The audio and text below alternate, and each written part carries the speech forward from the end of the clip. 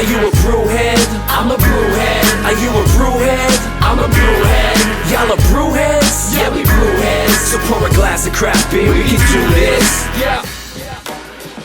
What's good, y'all? This is Cee, Certified Brewhead. And I am Nathan from NathanDoesBeer. And welcome to episode 130 of Beer and Others, the podcast Adjunct series. Uncle Nate, we have a good one for him tonight, don't we, sir? We surely do. This is a bit of a change from our normal guest format, and I'm excited for it. Yes, likewise. And everyone probably noticed as well, Nate is basically on every episode. I don't know if we ever really kind of said publicly, but, Nate is the, now officially the co-host of BAOS, which is amazing and valuable, and I appreciate you, bro. I feel like we have... Here. It's beautiful. I feel like we've been basically doing every pod, at least for the last 9 months or something anyway, maybe longer. So it is great. We'll be, expect a lot. We have a lot coming up this summer. It's been a busy schedule of just really fantastic, now it's not just breweries. Obviously we've done different things in the past, but this is something super interesting that is something that I have what's the word, like, just loved the fact that this could even exist in Ontario. Pre 3 years ago. And it's something that that has really taken off, and with certain individuals who have gotten very passionate about it and really made it their own, which we're of course going to get into in detail. And that's a great way to sum it up. So, ladies and gentlemen, please welcome Evan from the Wheeled Brew in the building. What's up, guys? Hey, gorgeous never man. let me in here. How you doing, my man? Thank you so much for hanging out. Oh, thanks for having me on. I'm pumped to be here, and I mean, it's not a hard thing to just chat beers and shoot the shit with you boys. So I'm super pumped. Hell yeah, dude! So are we, man. We've both been watching what you're doing for a while, and you're doing a lot of stuff, man. So we have a lot to touch on this evening, from the bottle shop to the bar to the festivals to the glassware, everything. There's just so much to talk about.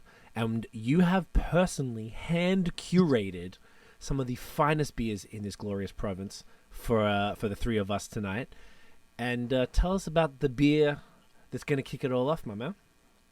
Yes, so we're going to get started with one that I have a bit of history with, or a brewery, rather, that I have a bit of history with, and that's boys at Goodlot. So we've got Nitwit here, a little cheeky Belgian wit.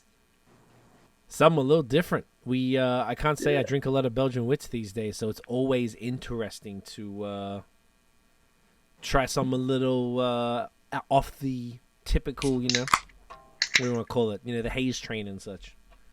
Yeah, now, I mean, I kind of try to challenge myself a little bit too. I love Haze, as it will become clear. But I do want to try to change it up and try some different styles, and I think on a day like this where it's just a scorcher, we definitely want to try something like a little Belgian wit, get a little orange in us. I like that. Yep. Get a little orange in us. Is that the episode name? There you go. I like that already. Kicking it up. Yeah, might have it already off the bat there. And something something that's nice on the 4.9% train, and like you say, something that something that's got a bit of citrus in it. That'll be a good refresher to kick us off on this hot day. I didn't want to melt the old palates getting started, and I mean this one's got a little bit. I've had it a few times. It's got a little slight sweetness to it, but it's just an absolute crusher. I love it. This particular brewery, it's saying on the I've heard of Goodlot, but I don't know a ton about them. Where are they based? Do you know? So they're kind of in that Caledon corridor, they're kind of not that far from Badlands, actually, and it's the brewery itself is talk about a journey. I've stopped in there early on in my own beer journey, and it was just a sea can on a farm, and they were just getting started brewing some beers. And now when you go there, it's incredible. This place is, I think they're actually carbon negative now. Ooh, cool. Oh wow! That's wild. Not like easy to get. I don't know if they wanted to pay for the certification because that sounds expensive, but they're all solar powered, farm to tank completely, I think.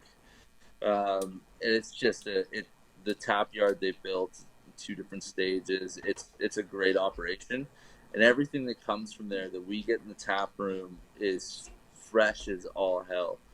It is. Yeah, you can, and you do notice the difference. And it's been, I mean, in terms of styles, they go a bit all over the map, but I really enjoy everything to do with their old world style crushing beers. They have a pilsner called the Filsner, named after the owners and brewers. So it's that's been a fan favorite, that. Just as an easy grab. That's entertaining as hell, boys. Get some of this in you. Great to have you, Evan. Cheers, brother. Cheers, guys. Cheers. Oh wow, that is refreshing. Damn. And super smooth as well. Yeah. Honestly, not really what I expected. A bit lighter. It's lighter in the middle, like in its mouthfeel than I expect when I take that first sip. Yeah, I kind of sometimes these like wits or kind of Belgian beers can be a touch like cloying and sort of like the spices can kind of overtake everything. But this seems like really like restrained and like this balance, I guess. Yeah, I think they focused a little more on the juicy tropical notions of the orange rather than just dusting it with coriander. Yeah. So just like a touch as opposed to bumming the thing. It's smooth. Got a really nice bright nose. Like the coriander is in the nose, but not too hectic. And it's like creamy. The body is like super creamy.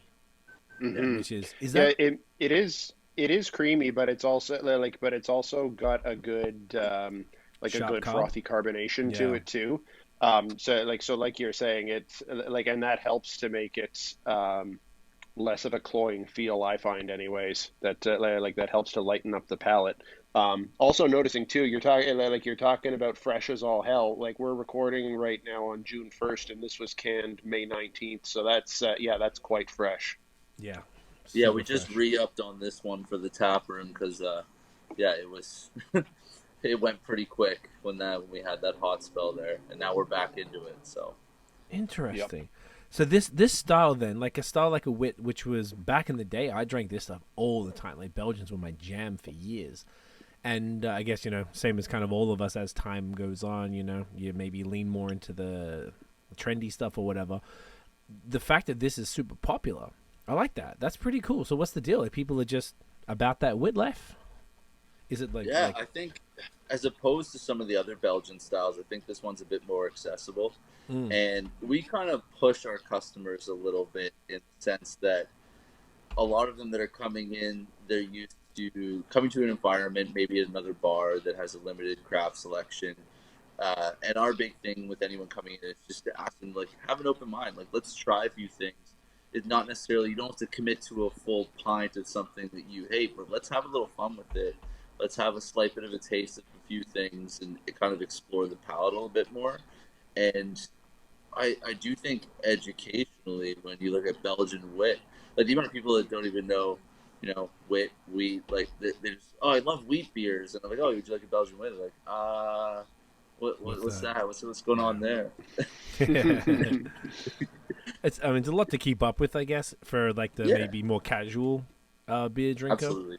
And I guess I used to know a lot more about it, but I imagine it's not the biggest difference between a wit and a wheat and a white and a blanche and all the different sort of slight variances and such. But would you say this is to style, Belgian style, as far as this feels like authentic? Or is it they put their own twist on it? Because I know it's got these calendula flowers, it said, which is cool. Yeah, so everything that Goodlot does is super Ontario focused for the most part. I mean, there's definitely some deviations there, but I know they do like to put an Ontario spin on most styles that they touch on. Very cool. Yeah, for me, I think this deviates a little bit, but I'm kind of happy about it, especially with just the smoothness of the beer.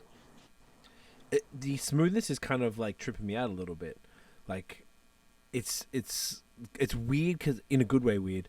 it's so fascinating because it is sharp carb, and I'm looking at the little micro bubbles is all popping up at the top, whilst having, and the can describes it as pillowy, and I think that's exactly what it is. It's very interesting to be able to do that. I feel like it's making it a more interesting beer, because sometimes with the sharp carb, that like it can kind of choke you a little bit, like if you're having sparkling water too quick or soda or whatever.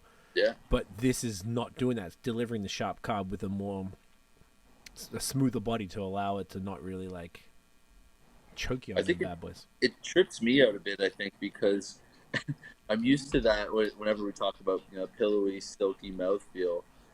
Immediately I go to the haze. Of course, and of course. I'm thinking about that kind of that Badlands soft touch, and then all of a sudden I'm having this, and like, whoa, hold on, that's not the flavors that's going on here. Yeah. So I think that could be it too. Totally different, exactly. It's super different, and this is a very interesting and unique choice, and I think it's cool because it balances the rest of the selections. Are kind of, I guess if people follow you, they know about what you're into and stuff. So it would be more on brand. So it's kind of cool that you threw us a little, you know, left hook to start off with. Very well done, sir. I love it. This is great. Beautiful, brother. So thank you for starting off with that one. Now, your beer story.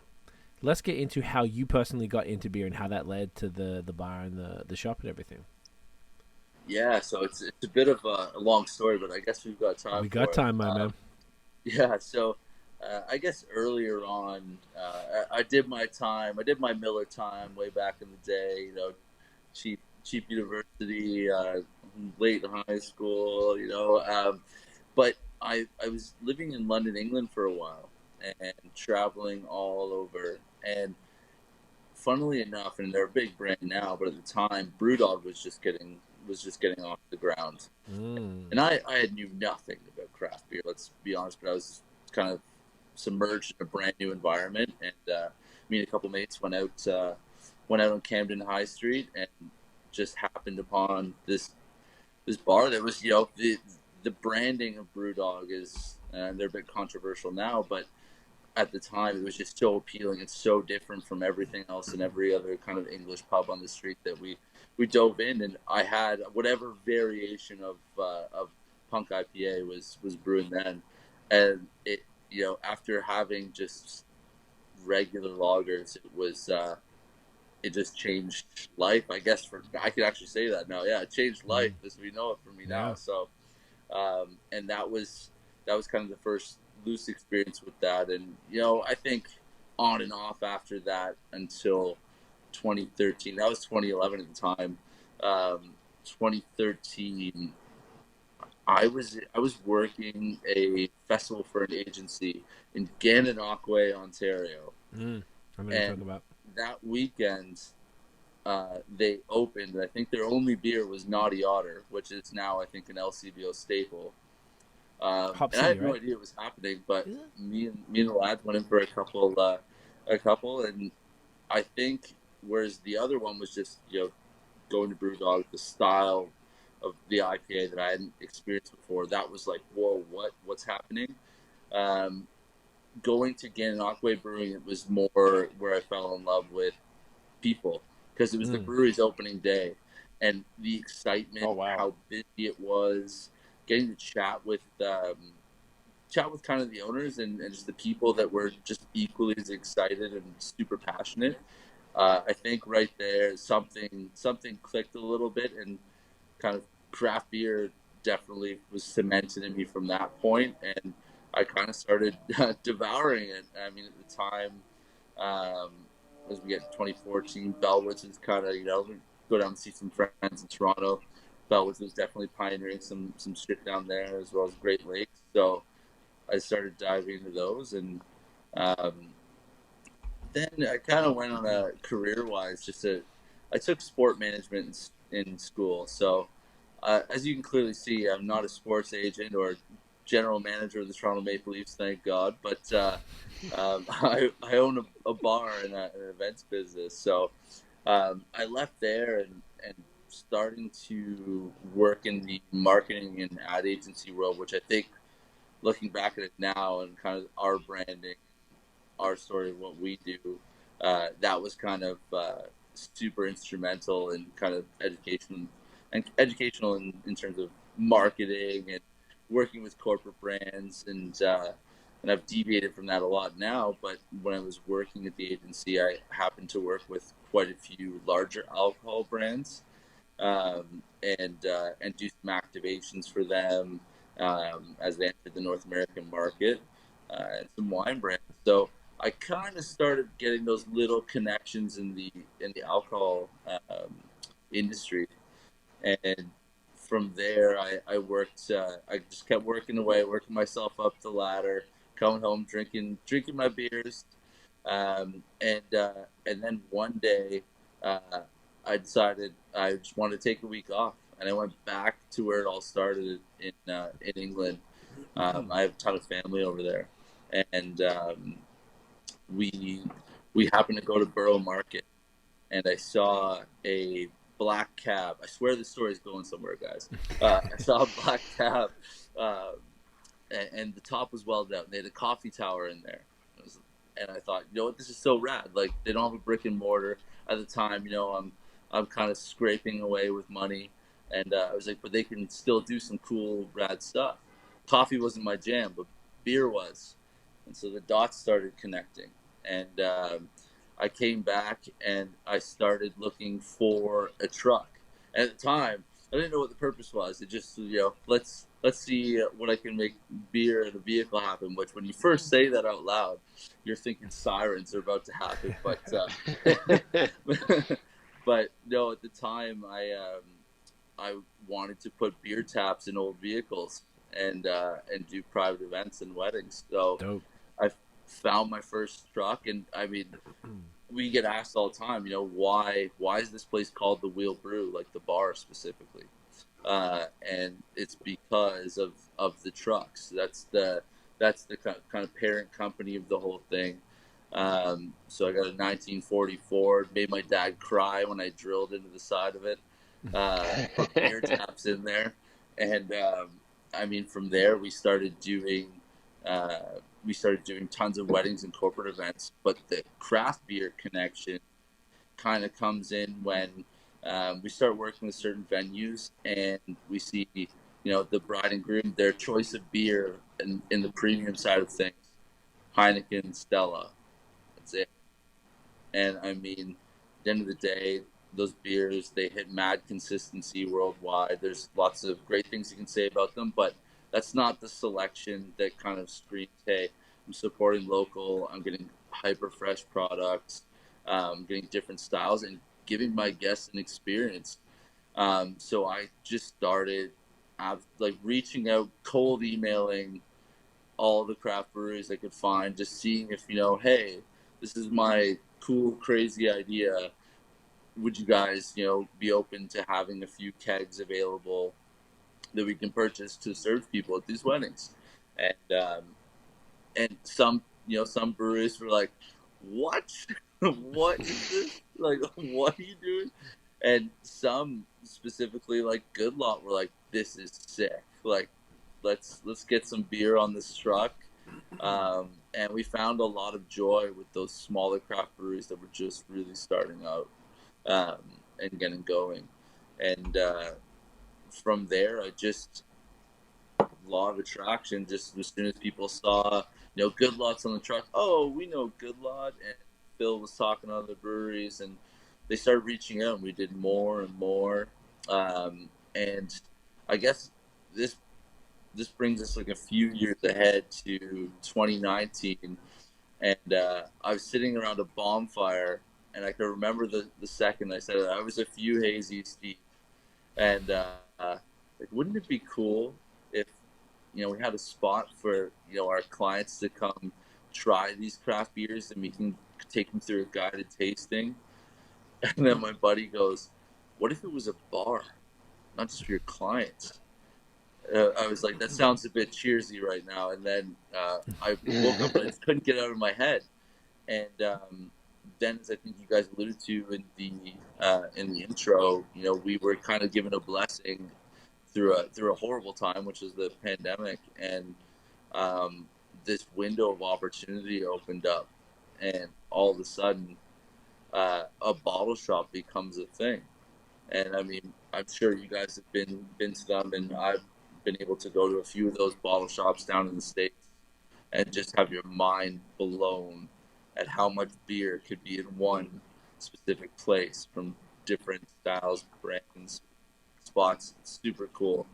And at the time, I'm still, young business owner trying to put together funds.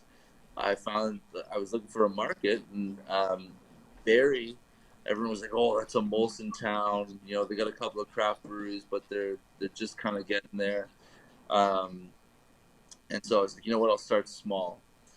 And I went so small that I just happened to have Canada's smallest bar when I opened. So we, our first spot at 7 Clapperton Street had capacity of 8 people, wow, including staff.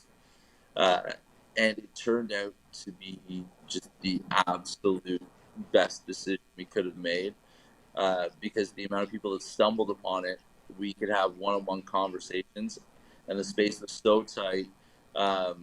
We would have total strangers like, here's a couple samples of a random smoothie sour, and they're like, a smoothie what? and then all of a sudden we have friends, and that kind of extended over to our new spot. And there's a lot of in between that, but I guess that's the long way of getting at. I took a bit of a roller coaster to get to the spot I am now. That's sick, man. 8 people. That's so crazy. So how many seats then? I guess there'd be 1 behind the bar and 7 seats.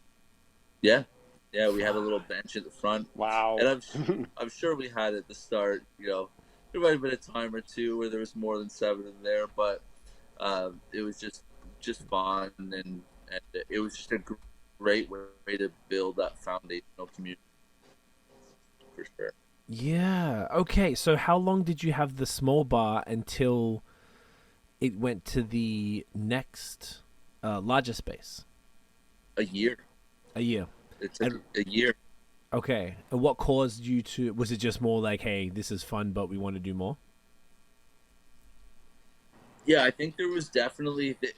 It was another fortuitous kind of circumstance. At the time, we got into it with our landlord, who was kind of doing some shady stuff, and it worked out that we had been discussing, it's great that we can have these little micro conversations and have small groups of people in and really share that beer experience. But how can we do this on a larger scale, create that comfortable environment where people can come and have those conversations, but in bigger groups? And it turned out our little sandbox experiment had been quite successful, and I think in large part due to people looking for a new experience and not being able to go to their favorite spots. And so now, with kind of all these restrictions lifting, we're like, okay, this is time to kind of take the risk and get this bigger space. And at the time when we were coming to the end of it was a 1-year COVID bridge lease kind of thing. And the renewal was stupid, just ridiculous. And we were kind of at a loss. We're like, oh my God, is this where this kind of ends? Like, where are we going to go? We started looking around, and because restrictions were lifting and businesses were starting to come back into the fold, rent prices went crazy.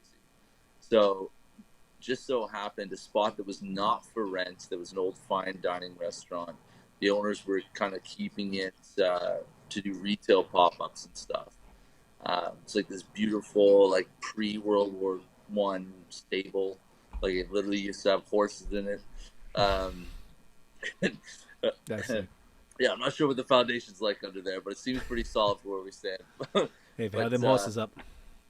But yeah, we hopped in there, and just out of circumstance, we told them about what we were planning to do, and they're like, "Oh, it sounds like way less work for us, and these retail pop-ups are more than we thought they were going to be." So he kind of took a flyer on us, and I think when he walked in and saw, my living room essentially thrown up in a space, I think at first he was like, "Oh my God." But then we've kind of developed it. It's a really fun character.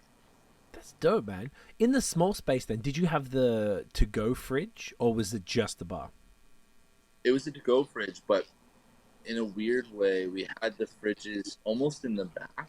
Like if you walked in, you couldn't see them. Okay, you had to ask for a list. It or was whatever? it wasn't the most ideal, but at the same time, like we would line one can on the shelf. So instead of like, you get those people that just hold the fridge open and they're like putting their head in there. We got to talk to them and like walk them through a bunch of the beers. I was definitely doing a lot of drinking at that time to kind of get those notes down. But someone had to do it, bro. You're a soldier. R&D department runs hard over at the Wheeled Brew. But yeah, so it again created those great conversations and a different experience than I think people were used to. But now we got the fridges kind of front and center. People can go through them, but we're there breathing down their necks, be like, oh no, that one, you don't want that one. We tried it, we thought it would be good. Go with this one. It's gonna be more your vibe. Okay, so, I like that. It's kind of hard to do almost because it's like, well, hard to do because you're talking people. It's not the easiest of times for anybody right now. I don't know if we're in a recession or not. I think we are, but either way, like things could be better. So to proactively be like, you don't need to, you spent money on that case. You got to pay for that case. Be like, no, I get this one. That's ballsy, and that's respect because that means that you're valuing the consumer's experience over your own, profitability. So that's very fucking cool, dude. But I think at the same time, it's kind of taking care of the profitability in the way that you can look at it from a personal and business sense. I mean, personally, I'm a consumer too, and I've gone to breweries and had some absolute bangers, but everyone has a miss. It's just the law. Brewer has a rough day, whatever, and you can't hold that against them. But at the same time, if a consumer's coming in to spend, they're looking for an experience out of that beer. They're not the guy going to the beer store getting that 12-pack of Laker to, crank it back in one sitting. They're buying maybe a 6-pack, maybe a 4-pack, or maybe a single, and they're like, I want something out of this beer.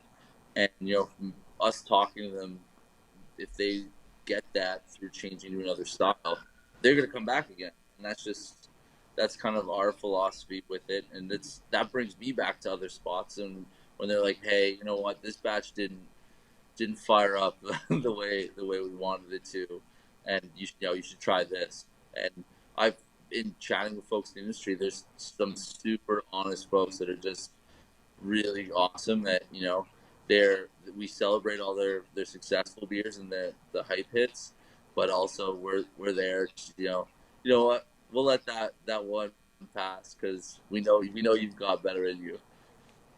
I dig that, man. Yeah, and that's really what it is. There's a lot to be said for the value of consumer education. Like we've been hearing a bunch of that lately, and like the story you're telling there, in terms of how that protects your own profitability, that makes a lot of sense, because if you're taking the time to find out what the customer wants, and you can direct them to something they're more likely to be wowed by, they're certainly going to be more likely to come back through the door of Wheeled Brew and say okay, I love that one, what do you got for me, what do you got for me next, that is what's going to bring people back. So that makes a lot of sense. Yeah, and if you have a good batting percentage, we're not infallible either. In a 4-pack, there might be one that I thought might hit for them, and maybe if they're like, damn, that sucks. I really didn't like that. And then, but at the same time, it's playing this long game with them, and that educational experience of okay, it's two ways. I get an education off them too. Now I know that Nathan doesn't want this vanilla lactose sour. Maybe he doesn't need the lactose in his life. Maybe he doesn't like that. How dare you? Let's go somewhere else. Obviously, those words would never be spoken, but point taken. Yeah, I feel that, because then it allows you to get to know the customer then, and then sort of that is what really, you guys are both saying, controls the repeat business, is that personalized recommendation off based off of careful and considerate questions that you're asking them about their taste, and maybe they've come in and drank at the bar before, and you know what they like and don't like, and then you're able to guide them into some decisions that would align with that. So then they're like, oh, this is really thoughtful, and look, you know what, maybe it didn't hit, and that's okay, because it's the same thing that you were trying to make an educated guess, which can obviously fail, just like a brewer can occasionally, drop exactly. And misses as well. So I mean, like, I guess everyone just needs to be patient. It's an inconsistent game. That's the whole point. It's craft. It's small batch. It's we're all figuring it out together. That's sick, man. I like that. Yeah. I like that approach. Yeah, and I think too, just on a personal level, it's fun. I mean, I'm a beer drinker. I love it. I wouldn't be doing it. I don't guarantee otherwise. Like, it's I definitely, like you were saying, that case of beer, if I put that to the side because I just don't want to sell it to someone, does that hurt in the short term? Absolutely. But if I wouldn't drink it, why am I, trying to hawk it onto others? And like, at the end of the day, I'm friends now with a lot of the people that come in, and it makes, it's not a job, which is such a cliche thing to say, but it has now entered that, like, this is kind of my life, and I'm like really enjoying meeting and chatting to people that are kind of in so many ways like me. And it's just cool, man. Like, I just thoroughly enjoy that. Like, when you go into a shop, what do you guys find like the coolest places you've been? What has been the thing that strikes you about the people working there that makes it great? I would say it's one of the things that that makes it great is that the people there are usually very just genuinely happy to talk about the products that that they've got on the shelves. And it sounds exactly like what you're saying. Like, because if this is an independent shop that someone has curated the selection for, like, there's obviously a reason that they've chosen all of those, and they are people who work in these shops always seem genuinely excited about their selection and and what they're selling. And and I would say too, but by and large, the people coming through those doors are also excited to be there and excited to find certain things for from their favorite breweries that they know these shops are going to have. So it's I have to imagine that the experience must be happy people serving beer to happy people who just want beer. That's what it seems like to me. I feel that's the answer right there. I think I resonate the most with the passionate. I feel like if the person is passionate about it, whilst trying to because sometimes people are so passionate that they almost try to throw their opinions onto you, and that's fine to a degree. But I think I like it when they sort of try to suss you out a little bit. Like, so what do you normally drink? Or are you new to craft beer? Do you know what's up? Because if someone's trying to come and, I don't know, I've been drinking this shit for as long as I started in 2011, so I know it probably more than the average person just from over time, but I don't know shit. You talk to a brewer, that's why we learn a lot on this show. But if I'm coming into a place that maybe the salesperson would talk to me as if I walk into an LCBO and direct, that's kind of hey, yeah, cool, that's okay, I know what I need. If I might have some questions, I'll hit you. It all sort of depends how they approach it. I think it's always better when people try to figure out where you're at in that journey, because that would dictate the way you would like to be communicated with. If you're new and I'm like, bro, I don't know anything, can you just fucking hold my hand and walk me through it? That's one thing. Whereas otherwise, hey, give me some Badlands, give me some Third Moon, give me some Willibald, I'm good. There's different types of consumers. So I just like it when they're considerate about that. And I imagine that the glorious staff at the Wheeled Brew are doing all of the above. Yeah, I think for us, it's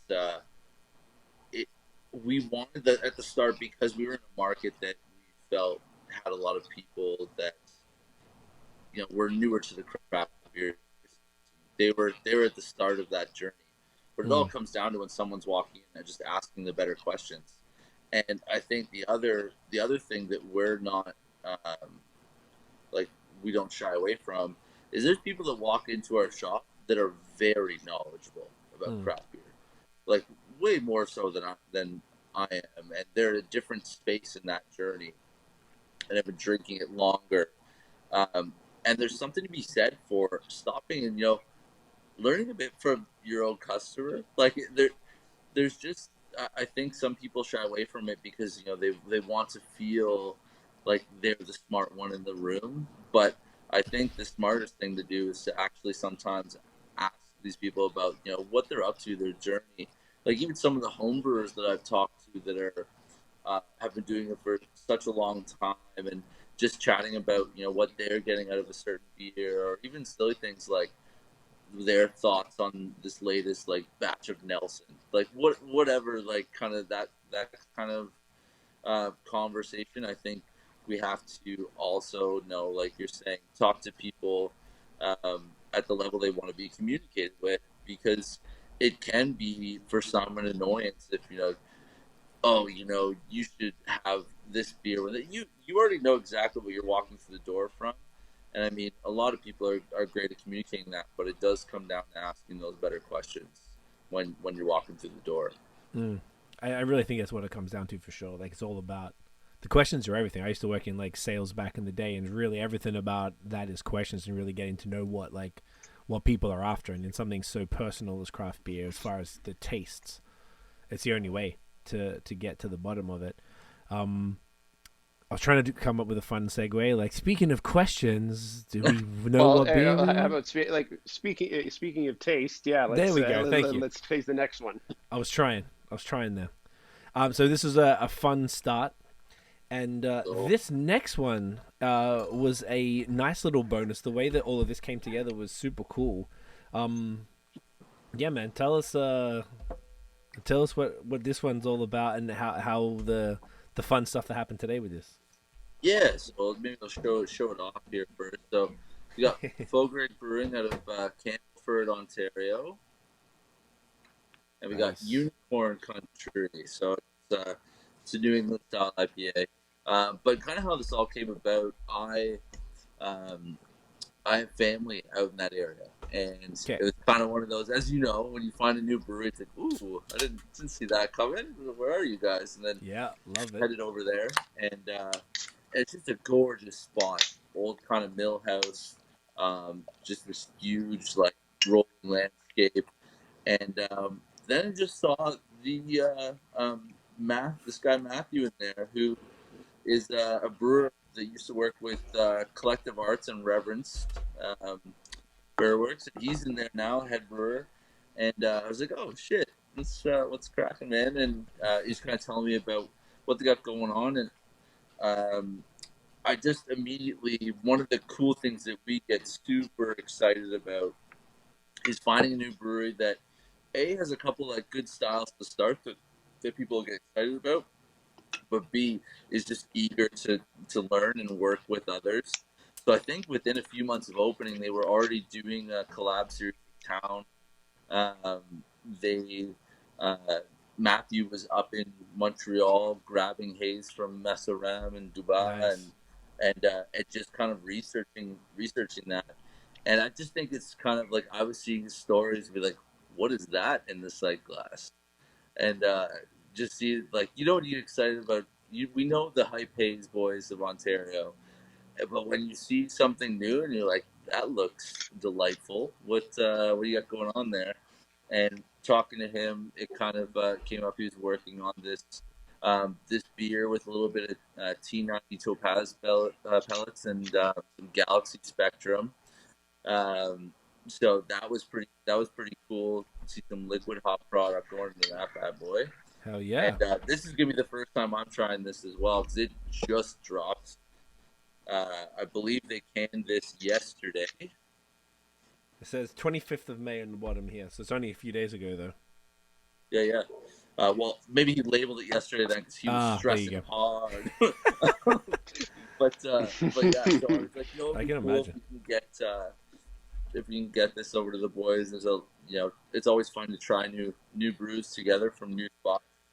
Oh, hell yeah! This was fascinating, man. It was just really cool because it was definitely a flex on your part, because it was the owners. There's multiple owners, and like one came to Ottawa and one dropped it off here. And I was asking Nate, like, if we had the same lady. So don't tell me the same person drove from like. No, she came to my place and then went to yours. Okay, that's what they did. Okay. Oh my God, that's a drive. So this is I want to make sure we're showing this beer a lot of love. So Unicorn Country from Fogorig Brewery, guys. Look at that. Look at that glassware too. Glorious. Cheers. Yeah, guys. we'll be talking more about this in a bit. Cheers. All right. That's a great body on that one. I love that. It's got some nice. I'm big on. I love hop burn. It's my favorite. It means that this one's gonna last a while too.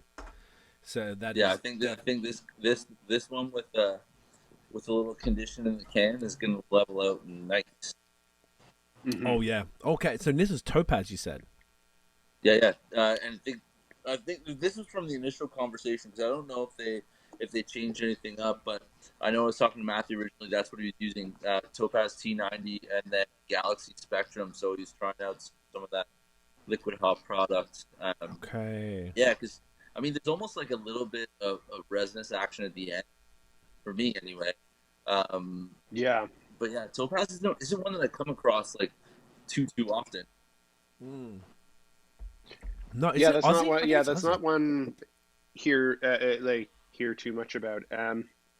Yeah, and I'm getting a bunch of kind of like a tart passion fruit sort of thing at the end, and and a bunch of citrus zest. Like it's got a very like zippy, zesty finish on it. Yeah, yes. Trying it first time. It's kind of nice to see. Like I had one of their earlier IPAs, Wallace's Revenge, and it was definitely a good entry. But there's definitely, you can tell that there's been some improvement. And talk about segue. This is a great little segue talking about the rise of Ontario Haze. Yes. Yeah, because I think, and I know we were touching a bit off recording there, but just the level and speed at which Ontario's top breweries have become in the haze category, at the very least world class, has been quite alarming. Like I get brought a lot of beers from people who are on their travels. Shout out to all of you. Well, God bless. There you go.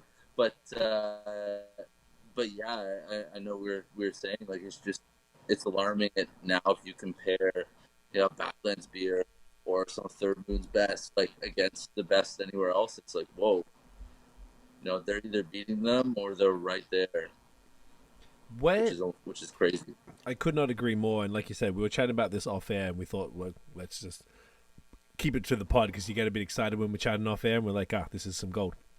But what do you guys both think is and I guess we could probably, like, we can specifically talk about Ontario, but I would argue that the same things apply to Quebec and BC. At least that's the three places I would have the most Canadian beer from. And I said this in the last few pods, like, just got back from the States like a few weeks ago, and I very much noticed for the first time in quite some time that Canadian beer has very, very much stepped up across the board and competing with on the same level, if not better than a lot of our all-time faves from the US. So I'm curious to what you guys think is the why are we doing that? What happened? Why are Canadian breweries like? Did they step up? Did our palates change? Did the American stuff get not as good, which is probably the least likely, but you know what I mean? Like, what do you guys think could be some reasons behind all this? Yeah, sorry, you go ahead, I could. It's really hard to say. Because there's a lot that we could speculate on from this point. I think I don't think any of our favorite American breweries have gotten well. Some may have gotten worse in terms of maybe growing a little too big and kind of something operationally kind of changes in that front. But if I think if we think of some others of our favorites that have not really expanded too much, if we're thinking of places like maybe Bissell Brothers in Maine or Burlington Beer Co. in Vermont. are any of the places like that. I would not say, having had both of them fairly recently, that any of them have gotten any worse. I think it's more just that like they were growing at a very steady pace, being on the Haze train much earlier than we were, and in Ontario, we like not kind of growing in that pace at a steady pace, being a bit like lagging behind a little bit, and sometimes more than a little bit, but you get certain people who are paying close enough attention to what's going on, like in other places south of the border. You know, you've got people like Troy at Badlands, or you've got you've got Bebo and Chris there, or any of the folks in Quebec who are who have been on that game. They're paying attention to that. They're paying attention to what's happening down there. They're most importantly, the ones who do the best are the ones who are really learning the processes and what can be done with it. Some people will get into the Haze game. If they're not that passionate about it, or if they're doing it because they feel like it has, they have to. We've talked about this a lot before, where that tends to fall flat when it doesn't really, and it doesn't really pan out that way. But the ones who are really passionate about it, like the ones who know their hops and and are ready to experiment and see what see what their processes do, and are really kind of focusing and honing their skills on that, are the ones who who have really made that leap forward in the in the province. And the best example that I can think of with that really is Badlands. We're already talking about them a lot, but going back to when we were talking to Troy, the way that guy knows his hops and what and how they each interact with the flavors that they create, and how he kind of tweaks his processes to use hops in a very, very deliberate way. I think just that, when we have enough really good people, even just a small number of them, making a really, really good product, it really elevated the whole scene and made it so that the scene in the province grew really, really quickly in catching up with all of that information available. You just had to have the right people willing to take that in and turn it into the product. I came about really, really rambling there, but I think I think I ended up where I meant to. You got there. Yeah, I hate that Troy guy. No, we love Troy. Hi, Troy.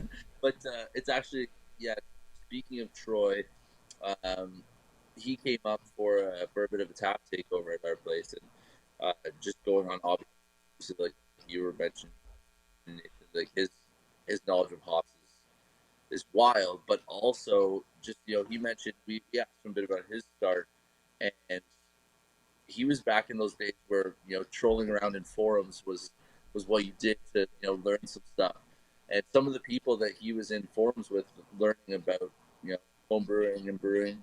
I think Treehouse was in there. I think there was Mess Around guys, other half. Like, those guys were all in there. Those guys that end up pioneering those initial brew houses.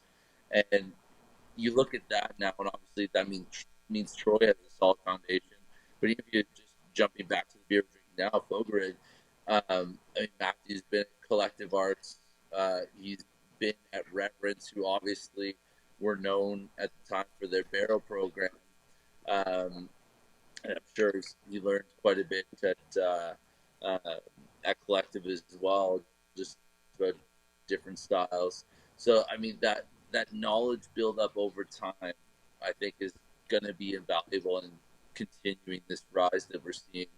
And there's a lot of industry junkies in the beer scene, like even simple things like organization, like sales reps jumping around, sharing knowledge, brewers going and doing simple things like collabs. And I know we'll kind of look at one, but Troy made a good statement in the sense that he collabs with people he can learn from.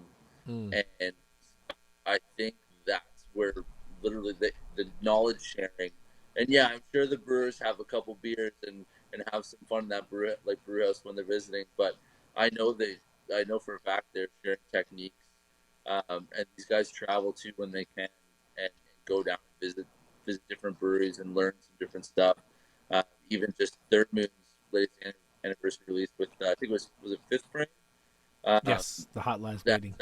Yeah, you can't tell me those guys didn't learn some stuff from each other, right? So I think that's definitely contributed big time to kind of our rise as the province of Haze. Yeah, I like that. Yeah, I think you guys nailed it really well. I mean, it could just be that sort of like accumulation of knowledge over time, and it just kind of hit. It felt like it hit in over COVID. My theory was basically, I think what you guys have said is correct, and I think also the fact that there was no distractions potentially, and they were just heads down.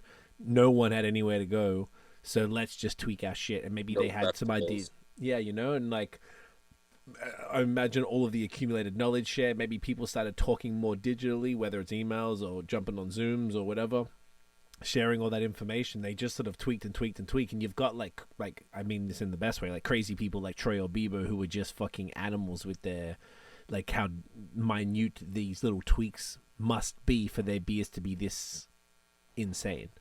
So it's interesting to see that. And the like those two obviously are kind of I guess the leaders in Ontario Haze. I think that would be pretty universally agreed upon, but there are so many breweries that are just doing incredible stuff, and that is really kind of what we're talking about. Like there's the outliers that are just like the kings of it or whatever, but there's just, I feel like across the province, and now that I'm here full time after being in Quebec for 10 years, I was always trying a lot of Ontario beers, but now that's the vast majority of what I'm drinking, unless it's stuff I brought back from the trip. But it's just so fucking good. It's so good everywhere. I just feel like I could, if anyone came here, I'd be like, oh, how long you got? All right, where you going to be? Okay, do you have a car? All right, because my list would be like 30 breweries long, like, you know, anywhere from the GTA to out this way, Hamilton, and all the different areas around here. There's so many incredible breweries. You've got especially if we're talking about Haze specifically, you know, you've got Fine Balance in Kingston. You've got you've got Willibald out in Ayr. You've got we had anyways Barncat. Oh geez. Oh, I was just thinking about that. Should we talk about that now? Or? I literally what's great about that is like 30 seconds ago. Oh really? One of our neighbors' cats just jumped up behind me. So whoa. Get the chills. Oh, when you say cat. Oh, yeah. Oh, that stings. That stings. It's definitely one of the. I know Reverence closed too, didn't they? Yeah. Yeah.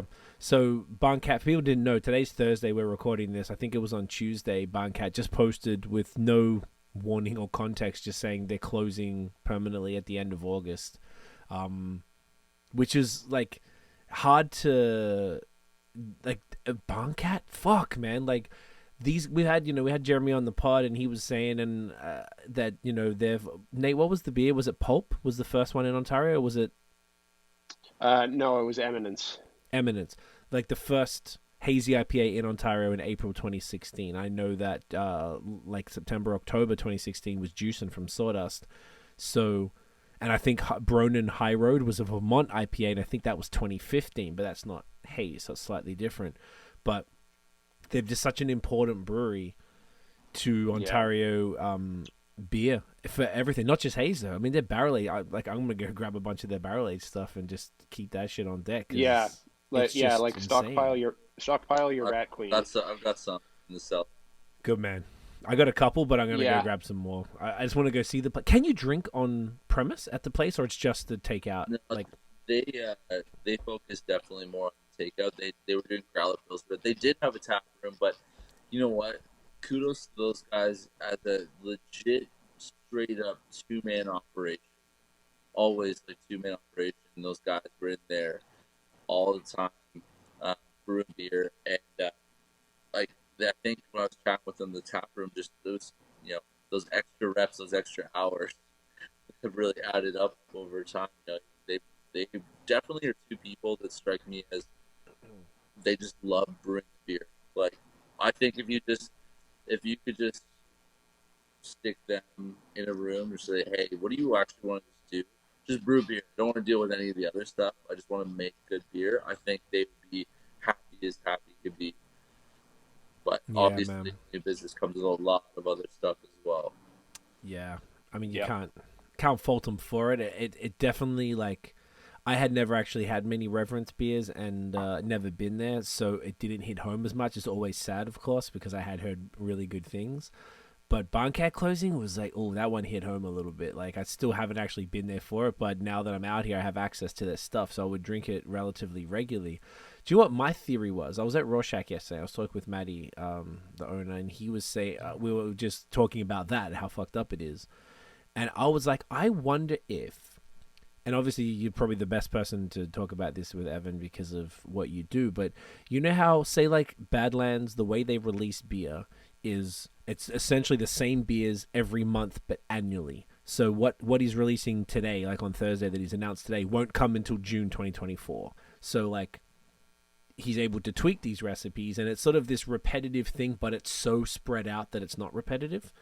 With Barncat, you guys can correct me if I'm wrong, I believe the vast majority of their releases aren't really one-offs. They're mostly like repeats, like the 18-inch chain and like they said, Eminence or the Cats in Space and all these different beers I've had a few times. They obviously don't pop up all the time, but they're sort of repeated more, and I believe more frequently than say annually, and that could lead to people doing the same thing if it's the untapped Cats and like being like, oh, yeah, man, been had that, I'm not going to get that again. And just sort of maybe ignoring these phenomenal beers because they've had them before, but, you know, this next batch could just be spectacular. Like, do either of you guys think that is a fair assessment? That maybe that could have... I think there's definitely, from a financial side, just looking at the people that are drinking those types of beers that are spreading the word about them. Like you said, that Untapped crew. And I kind of mentioned that to the Third Moon guys at one point because they've added 2023 to some of their repeats. And Troy was smart. I think he was probably one of the first that I saw. Yeah, I never seen anyone else do it. There, so it's a new check. And I mean, that crowd, those Untapped users, that is such like there's so many other people that move the needle to a brewery sales. But in terms of the ripple effects of spreading the word about a new brewery or a brewery that's creating really great product, that Untapped crowd does have, they pull weight. And if they can't check in a newer beer, I mean, it's kind of like they'll move on to the next thing.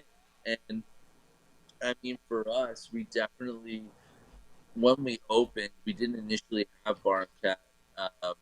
It was one of those places that I slowly figured out, I got to drive there and get it. And there's many of those places around where I got to drive to and get a lot delivered now.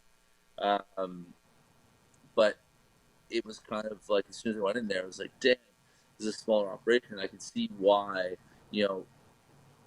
they love brewing beer. I could see why maybe sticking to those, 18-inch and 36-inch chain, the juice, double the juice, why sticking with those and tweaking them and making them better beers would be more of a priority to them from a beer lover standpoint than creating the new SKU, the new check-in. Obviously, you can speculate all day like what kind of financial impact that has, but I'm sure if you look at it from our point of view, I have a lot of people that come in, they want that new thing. They want that new label. They want that what they perceive as a new beer. I mean, if it was this weird world where there was no labels and you just kind of scanned a barcode and tried a different beer, I think, they'd be absolutely murdering because the quality of that liquid was something else. But I do think, to answer your question, I think that definitely probably played a part among other stuff, I imagine. Yeah, I would think it has to play at least some part in it. I'm thinking to something that Bebo said one time, because he was talking about how, one of their regulars that they bring back fairly consistently, Continuous Blood, because they say they'll constantly get feedback that we really good feedback on the beer, we love this beer, when's this coming back and whatnot. and they're kind of scratching their heads over it a little bit because it's like, well, yeah, like you know, we love to bring it back, but every time we do, like it's not it like it doesn't move very fast as as the ones that, as the ones that are brand new. And I have to imagine that that's a fairly common experience. So it probably has to play some small part of it too. And then when you add on top of that, you know, rising ingredient costs, which is something known to be taking place across the board. Whether I mean, hops are certainly not cheap, and there's no small amount of hops that go into that go into barn cat beers. And like I don't know what the economics of the grain market are, but I can't imagine prices are going down on that front either. And monthly, we've also heard, Jeez. yeah, and we've also heard from people that we know all across the industry that sales are in decline.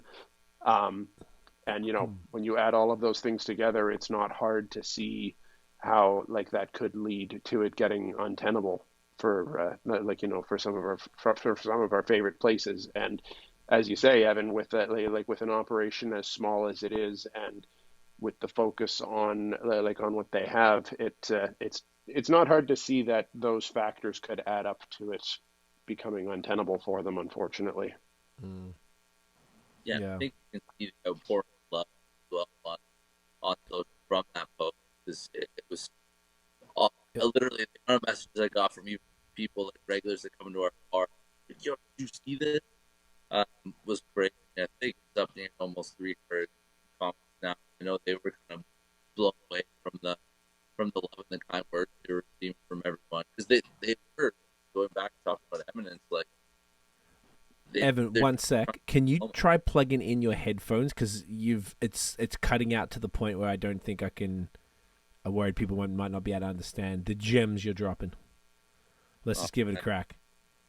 Apologies. I just want to make sure that we're all good. See how that is. Good now? Okay, seems good. All right. Back to the Starbucks shop style here. There we go. That's okay. We're all. Most people do have the wide headphones. It's all good. Yeah, that's much clearer. Sorry, you were just saying that you were. Yeah, so I think I was just seeing the outpouring of love on that Instagram post, and just kind of seeing what everyone was saying and how foundational that brew was. Just going back to what you guys mentioned about Eminence too, like being such an early hazy. There's, I think, a lot of clandestine kind of brewer love there too, like guys that have learned off those people that are in totally different spaces in their brewing journey now. That it's just wild to see something like this happen. But as we mentioned, you can kind of see how it would be hard in this environment sometime for some businesses. But yes, and particularly given how small, like you said, I think the size of the operation has a bunch to do with it too. So it's like the economics might just not be adding up or making any sense, and they might just be like kind of feel like they're treading water for a bit, and you know, maybe it makes more sense for them to just shut it off, which it's just really unfortunate, because I like, you know, it's unfortunate when any business goes up, particularly over the last 3 years. I mean, everywhere in the world, but you know, we're here in Canada. Like, I heard we lost 10,000 restaurants in that time, which is a lot of restaurants. That's crazy. And to see sort of, you know, the craft beer community, whilst there's still, how many is it? Is it 250 or 450 in Ontario? I always forget. I think this is about 400 last time I took a peek. Yeah. So that's a pretty reasonable amount. However, when one that does mean something to so many people as Barncat, like mean a little bit more because they pioneered some stuff that, you know, like a style in the province that is arguably the most common style produced, or most popular at least. I don't know, it's just fucked up, man. It's just really sad to see. It's a shame, and I really I don't like him like saying this out loud, but I imagine that's not the last of it, but I hope it's the last of it. I never would have guessed them. Yeah, this one hurt. Like so many others in the province, they were a brewery that because they were they were very much the kind of front runners in the haze game in the province, and this was back before the days of bottle shops and whatnot. They were really hard to get, and when people were doing a lot more trading, they were a pretty they were a pretty hot commodity, and if you lived in the area, it was popular trading territory there, and it was a thing of there were a lot of people that I got to know in the beer scene, purely just from barn cat trades. So it'll always hold a special place in my heart, just from people that I know now, because of them, and just how special those beers were to me when I had the first taste of them at the time. Yeah. I know definitely you got into the trading from that. Yeah, I mean, that was back in the day. I was always super jealous that you even had access in Montreal. It was basically impossible when all they did was growlers. It was like super tough to get. But yeah, man, really, really sad. It is nice that, like you mentioned, Evan, that people are that outpouring of love. It's like, it's one of those things. It's almost like when something ends or something bad happens or whatever, then all the love comes. But maybe when they're out here doing their thing, you're not really getting what they deserve, like getting their flowers as such. So yeah, I mean, the very least, because Rat Queen has got to be one of the best stouts in the province. It's got to be up there. And they got. I saw so much love from that recently. Like the amount of people that we cleared through Rat Queen whenever we brought it in, like fast, it's the best. Yeah, I'm not surprised. I feel like every variant, I don't think I've ever had one that I was like, meh. Like everything is like, Jesus, what are they doing? Even like me and Nate are big pumpkin spice guys. So the pumpkin spice version was killer. They got the rum barrel, they got so many different variants of it. It's just, it's just so cool. It's heavenly. It truly is. And that's the one thing we can take solace in, I guess, is that we can stock up a little bit on some of the bottles and kind of like sit on them for a little while. Like, I feel like I was really vexed because I had a bunch of half hours on Earth, and I think I got up to like maybe 1 or 2 bottles left, and then they closed. I was like, fuck. I couldn't believe. I was so mad that I basically missed the boat on that, and I would have hung on to those beers a little longer or jumped on the order to get more stuff. So now, whilst they're haze, we're not going to be able to do much about, but at least we have the Rat Queen, and their other stuff. Yeah. The barley wines are killer. And I've got a bottle of of their 7th anniversary beer, the Imperial Stout, barley wine blend. And now I'm gonna have to think really carefully about when I want to crack that open, because it's probably gonna break my heart once it's finished. I was wondering I wish they weren't like so, because you could drop hundreds of dollars to try and stock up or whatever, but like I was like, oh, should I try and get like 2 of everything? I mean, I'll be dropping hundreds to do that, but I don't know. If you're never gonna have it again, it'll be interesting to see, man. If like sales of that, if they get people just pouring in there now that this has kind of come to light, and also what beers they're gonna focus on releasing until August. Yeah, that will be the question. I wonder if they'll just pump out, just empty all their barrels. Maybe there'll be a whole bunch of new stuff, and they'll just drop mostly barrel stuff and focus on that rather than haze or crispies or whatever. Like kind of leave a legacy. Yeah, as in like, here, chuck these in your cellar, guys. Here's a little something for you. And maybe it'll convince them to reconsider, but I doubt it. Once you're committed to that publicly, it's hard to kind of. Yeah, I wouldn't think so. But you know what? Even if it wasn't the end of August, if their doors were closing tomorrow, their legacy would still be undeniable in the province. Absolutely no question. Spectacular stuff. So I'm looking at the time. It's next beer o'clock, but definitely want to shout out again Fogorig.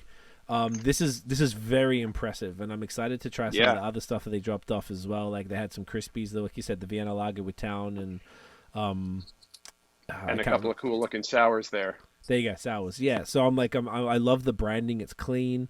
It looks like they're just north of Prince Edward County, so I'm definitely gonna have to check that out. But thank you again, Evan, for making this, getting this bad boy out, and I appreciate the Fogorig folks for going that extra mile to cut literally that extra mile, like many miles.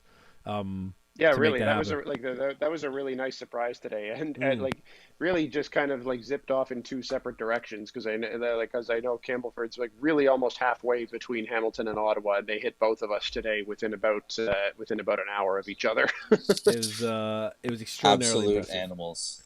Like truly appreciate. Shout out to those guys. Yeah, seriously, man. So I'm looking forward to get. Hopefully, if I'm out, I know I'm definitely gonna be out. Oh, Trent Hills, it says. So I know I'm definitely out that way this summer.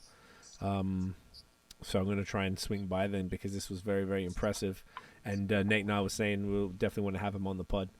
So next beer, speaking of Prince Edward County. Yes. Tell us about this one, Evan. All right. So we got Vacay coming in here. Oh, look at that little shine. Oh, look at that glorious metallicism. I will say the labels just a thing of beauty. Yeah, they're so good. They're insane. And just like I can't imagine how expensive this is. Like for people who are just listening, it's like a part metallic, part not. There's like a shark jumping out of a swimming pool and eating people, and the shark is metallic and the water is, but the people aren't. It's just like, excuse me, it's so cool. It's so cool. This is from all my friends in Bloomfield, Prince Edward County. Shouts to the team out there, super cool folks. I think I had this early on, like. Yeah, it was just their anniversary, like last week. Oh, it's anniversary. Okay, so this is the anniversary drop to kind of commemorate that first release. Hell yeah! So little juice bomb. Let's go. By the way, which beer do we use the cool glass for? I've been like holding. I thought it would be like the next one or something. Oh yeah, 100%. Yeah, okay, that's what I thought. We're on the same page here, bro. Now, All My Friends has been one of our personal favorite new breweries of last year, if I'm not mistaken. Yeah, man, tell us why you chose this particular brew. Well, it's interesting from a bottle shop perspective because we know generally week to week the 5 to 6 breweries that we're gonna bring in terms of the hype haze, and for a while there was no new challenger approaching, and all of a sudden these lads just popped into things that they came in with the flashy labels, and then you cracked open the beer and it was kind of all of a sudden, wow, okay, this is some good stuff. And for those who don't know, they are absolute beauties. The guys there are really awesome, and Rob was brewing out a Signal before, and I think the shackles were off on this one when they opened All My Friends, because they kind of just went for it. And this Vacay kind of really took everyone by surprise in the Ontario scene. It was a really solid entry, and I was excited to revisit it for their anniversary. The boys came up for Haze Fest, and we're chatting a bit about their beer and kind of their journey and the wild ride they were on. That's I definitely want to get onto that Haze Fest conversation shortly as well, because I'm very curious. So, with that said, shall we get it in us? Let's do it. Cheers, legends. Cheers. Cheers. Great nose. Oh yeah, really great. Gorgeous. Nice contrast as well, actually. This is what man, I love it. It's almost like, I feel like back in the day, maybe not so much now, people would criticize, oh, Haze tastes the same. It absolutely does not. And just having like false changes. Completely false.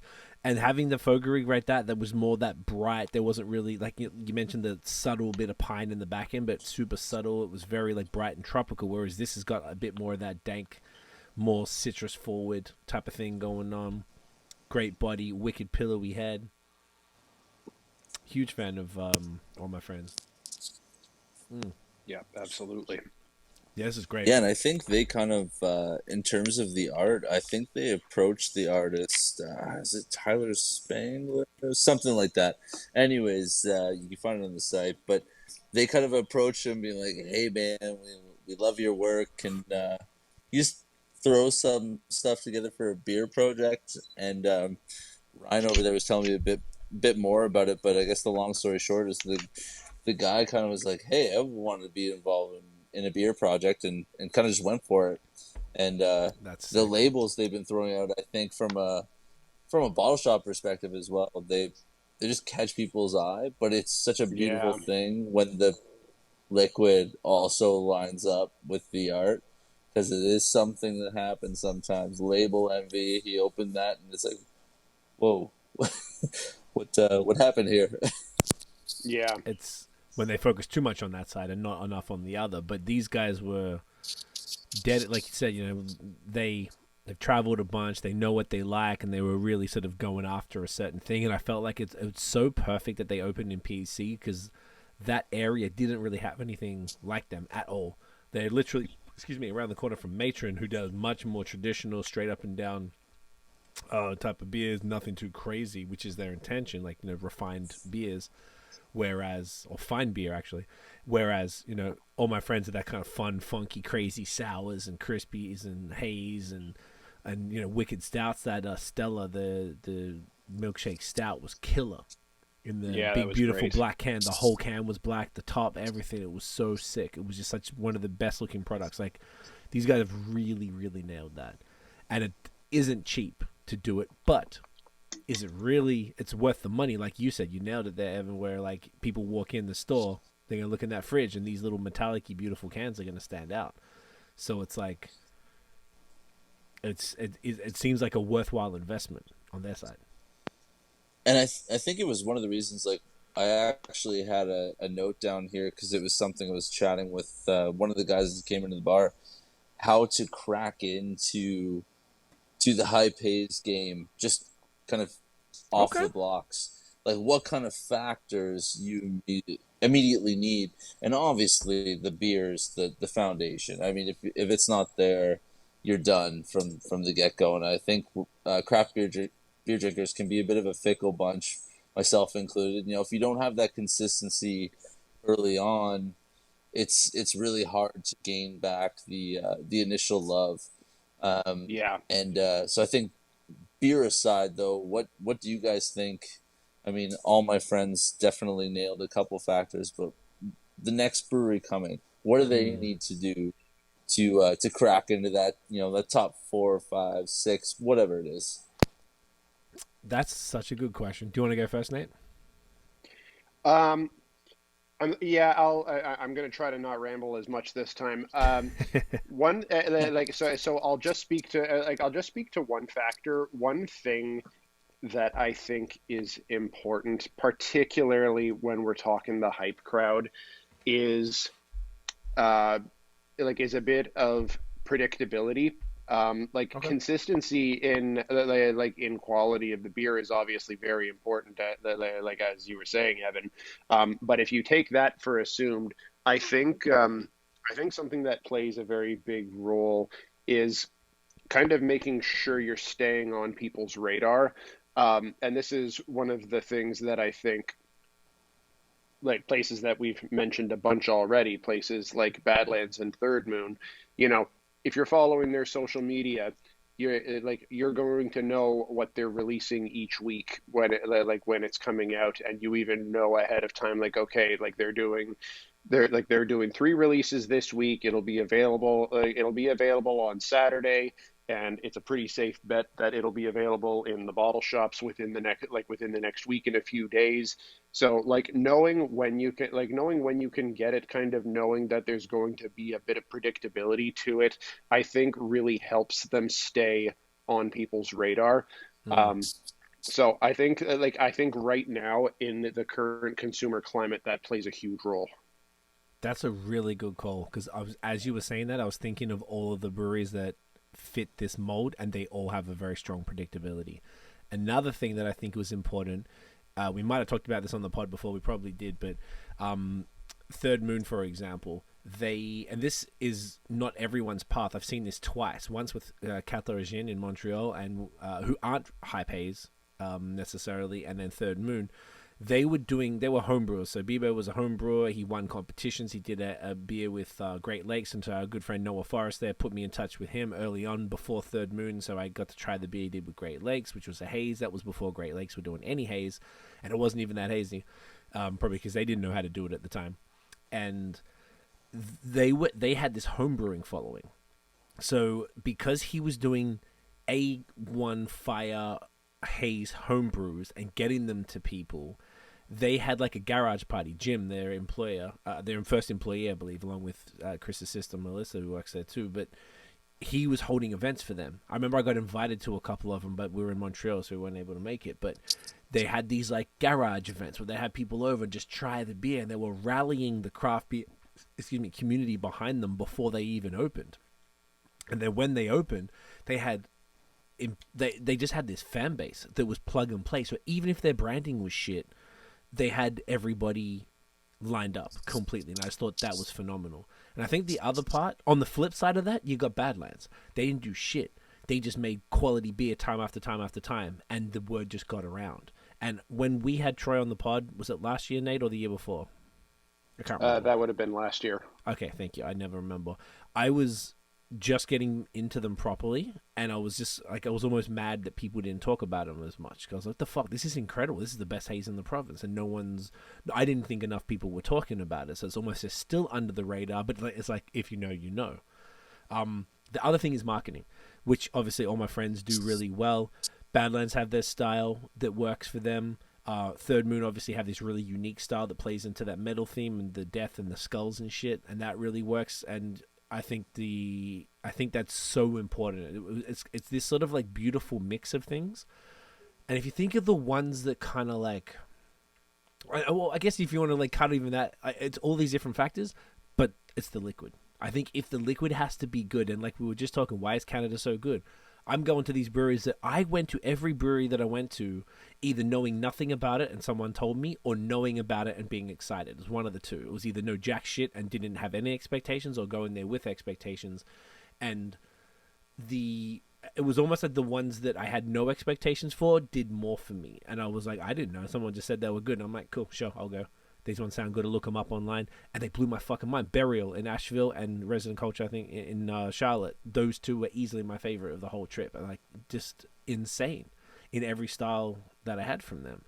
But they have all those other factors. Great marketing, great tap room, great labels, all that stuff. But it was just about the liquid for me, because I wasn't impressed by any of it, because I had nobody like hyping them up to me. So it's interesting. So then you were saying, Evan, that you and someone were talking about this. What did you guys come up with when you came to this? I think we got to talk about Third Moon, and during COVID, the not pioneering, but really hammering home the weekly hype release, the new label, the new check-in, and then coupling that with quality liquid. It kind of, and the labels and a specific brand, I think those three were a huge pillar. Because it's funny when I bring up Third Moon, they're Milton. It's like Milton, and it's one of it's one of the province's best breweries in terms of what they're brewing. Like, they are smashing it, and we're saying, so anyone that comes in, they've got to have the solid liquid, like I was saying, as the foundation. The consistency of each week coming out with something new. So as you guys touched on, creating that expectation from their customer base. And I think sprinkling in the collab has been such a huge thing. That's another thing we need to touch on, because it's such an interesting concept in terms of both learning, marketing, because we see it. If Badlands and Third Moon drop something with maybe let's sprinkle in Blood Brothers, people go nuts. They're like, oh, we got to get this. You can see the engagement on the posts, the sales right at the front, at the door. People love it. I love it. I'll see posts and I'm like, whoa, this shit looks good.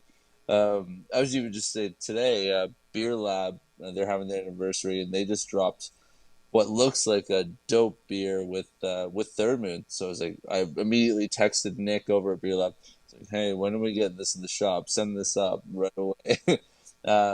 So yeah, just going back to it, I think you definitely need to pillar good liquid, good marketing, consistency, and I don't think that's always the easiest when you're fresh opening and experimenting with a few things, still doing some renos, maybe dialing in some staff members. So it's gotta be It's tough. a lot.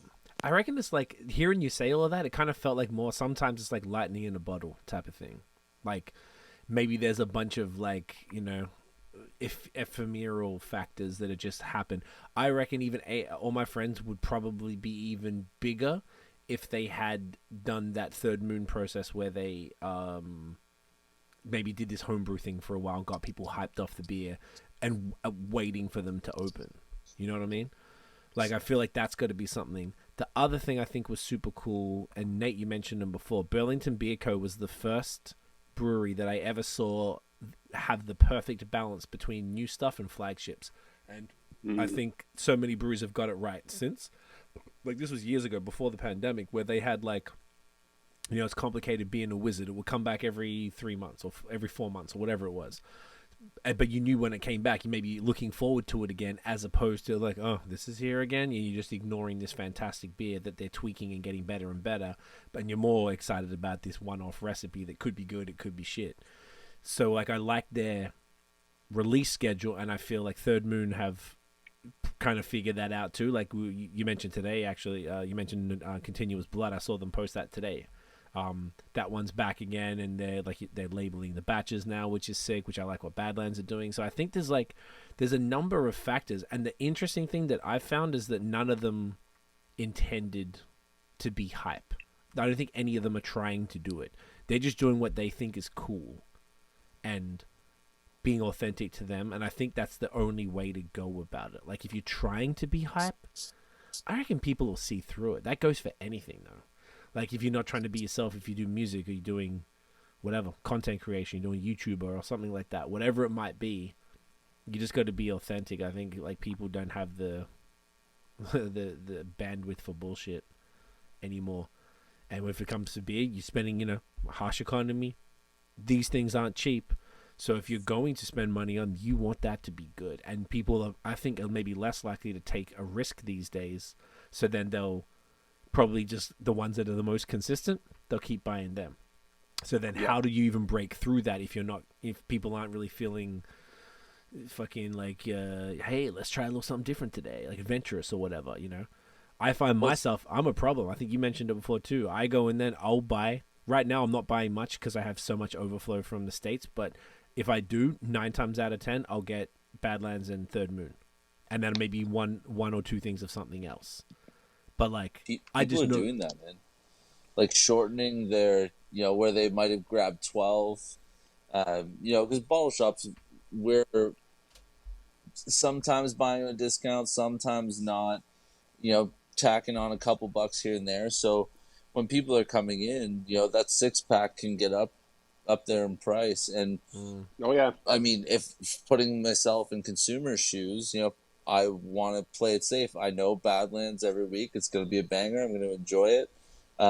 So taking a flyer and even grabbing something like we had earlier, Unicorn Country, might be a more difficult choice for a consumer, which is why it's important that the people that are having good beer do share their knowledge and be like, hey, this is a great beer.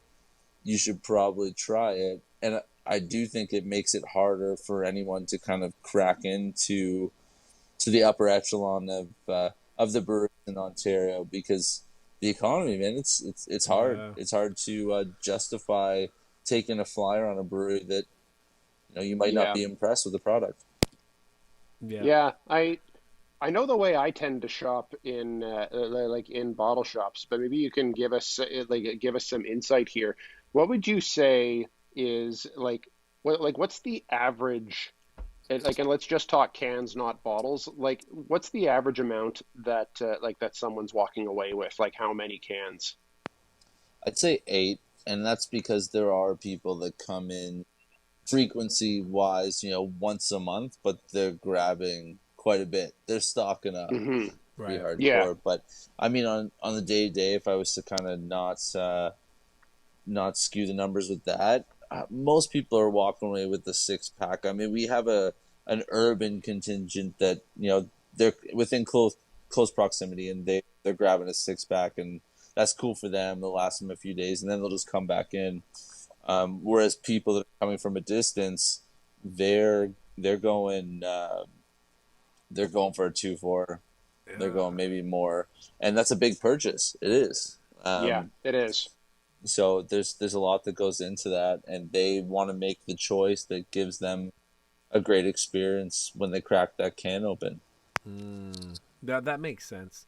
I tend to like going weekly to get the new releases, like usually on a Thursday or Friday, so that like the closest one to me is Durand in Hamilton, and they always have the newest stuff. They do what you do. They'll drive to the places every week and get the new stuff. So I know it's always going to be there.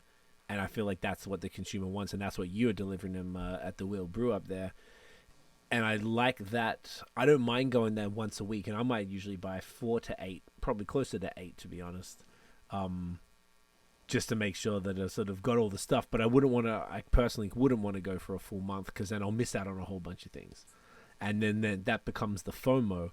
And the other thing that kind of hit me as you were saying it, what I do like is that the owner there, who's a friend, he does what you do, which is what I love when you said that.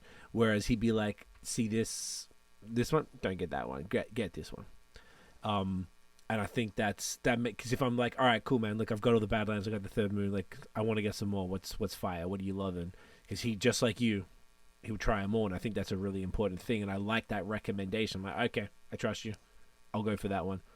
And it works out a lot more of a better experience for the consumer, because you sort of getting that opinion, because you can't always try them before you buy them from the brewery. You got to commit to the case. Is that accurate? Like you got to be like, give me a case of this, and this, and when you get it, then you try it.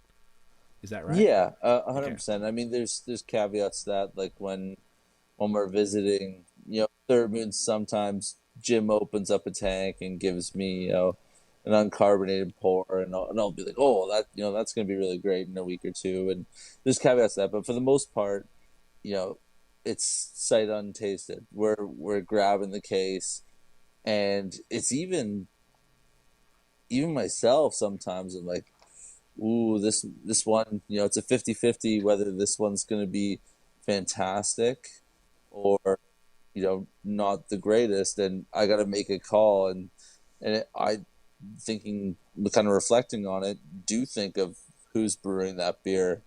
And there is bias in those purchases, and I think I have to in a way. But I mean, I'm putting in the reps, trying the different breweries, and I know who's trying to improve, and even just the little industry chats of seeing a brewer's move to this place, or someone's moved somewhere that's going to affect things in either a positive or negative manner. So it does, like, that industry insight does kind of play into that, maybe subconsciously sometimes. But yeah, for the most part, hey, that looks like a cool beer. I know they've produced great beer in the past. Let's bring that in, try it, and then see where we're at. And then, sometimes it does equal some monetary or product loss, but all in all, with experience, you do get pretty good at making decent calls and having a pretty good batting average most of the time. I love that. I mean, look, it's your new kind of way to handle it there. I was going to segue to this earlier, but do we want to talk about the Haze Fest? Yeah, let's do that. So, this is so sick. Look at that. It's like I love this. Christmas wrapping paper. I want all of my presents wrapped in there. I actually tried to get it printed on wrapping paper. I have a serious question for you, Evan. You got the fest. Oh, look at that. Nate ain't fucking around. Nate is a Haze Fest. He went for it. He's going in. I love it. Okay. If people can't read this or they're listening, it says here, Haze Fest has got this cute little bottle and glass.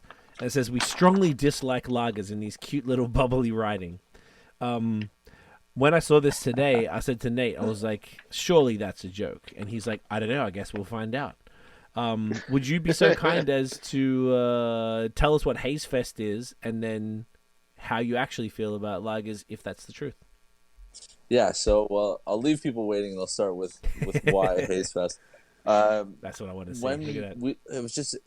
We do a lot of wacky stuff at the Wheeled Brew. I just wanted to kind of be contrarian to every other bar that we see around the block with the typical experience, and I think that's been an important factor in our survival and creating a community.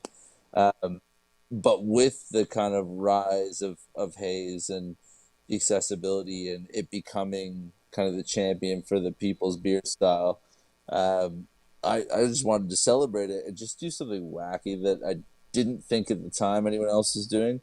And, every week we had people coming in, clearing out the fridge of New England, the East Coast, just haze. And I wanted to take it to another level and just have a stupid event that is everyone could just have fun at and just try the best of the best, the freshest at that time, and rank them. And it kind of turned into this fun little industry event. And I think at the time we were so small and fairly new that the first time we did it, I was kind of like, are people going to be into this? And I was talking to the breweries and like, oh my God, this sounds so fun. But then, you started asking, hey, you guys want to come in and do a chat about your experience with Haze? And then I started thinking, I wonder if anyone ever talks to the people that grow the hops, or I wonder if anyone talks to the people that design the labels. So we started taking a deeper dive, and the whole goal for the event was to connect people with the beer, with the haze, but the whole experience around it too. So we brought in Yard Wolves, Casey, who designs Third Moon stuff, rad dude. We chatted about inspiration behind designing a beer, how that process worked.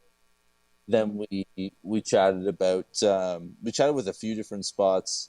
Chris came up from Third Moon. The Wood Brothers cats came down, and we just connected everyone with the beer. People got to ask questions that they would have never been able to ask, and we kind of made it a bit more accessible. And what turned out to be an event that I was like, whoa, how's this going to go? It just became a huge smash hit and got some mad reach. And so we ran it back in this past year and brought in more. So we doubled the amount of taps. And this year was a wild one again, but it was just kind of fun. And just to just go back to the strongly disliked lagers, we're just poking the bear. I'll crush the lager, but there were some people that were genuinely rattled by that, thinking it was a serious statement. That's what you want. And that was kind of the whole event's tongue in cheek. I mean, we get people in that still will try to say, Haze is the trend. It's all about the old world styles. It'll die eventually. And they're so wrong. But anyways, it's so deeply wrong. Yeah, it's just fun to kind of not take ourselves too seriously. We're pretty self-aware of, we're a bar that it's more about the community, and we happen to have really badass beer.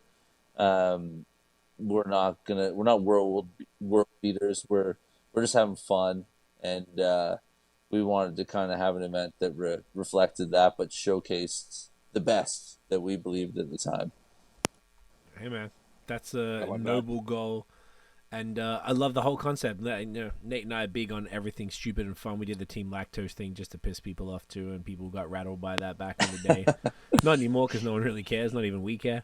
But at the time, lactose was the big bad sort of thing, and Haze continued to be. And some people still are kind of on their horse about it, and it seems a little ridiculous if they're still on that train in 2023. Like, come on, fam. Like, it's okay. It's just beer. It's all right. That's why we were chuckling before when you were saying that like vanilla lactose like milkshake one. Like, oh man, that actually sounds really good. Yeah. I was like, oh, shout out to okay. Storm Stayed. Oh yeah, they did. They were the sour, right? They pioneered that. Yeah.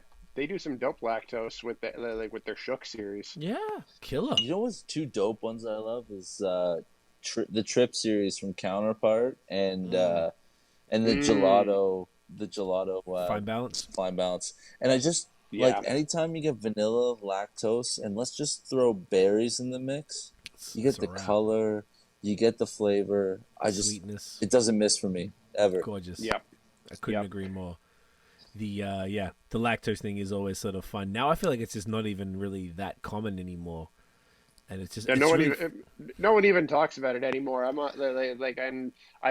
almost sad that I got that that lactose shirt about 3 years too late. I think it would have been so much better if it was right in the heat of it. Oh, I meant to tell you, we were at Niagara on the Lake last weekend, and we walked past a place, and I was like, that's not the same thing. It was called Cow's Creamery, and I looked in. They had a whole merch section. That's the one. That's the one. So they have it out here. They had very clever. That whole place, shouts to you guys, man. That was very, very clever with the lactose and the Lacoste sort of style. Absurd, ridiculous, and we're here for it. So that's very cool. When is, for people who know, when is Haze Fest? It's obviously it's annual, so it's past already. It's June now, so it's... Yeah. We had it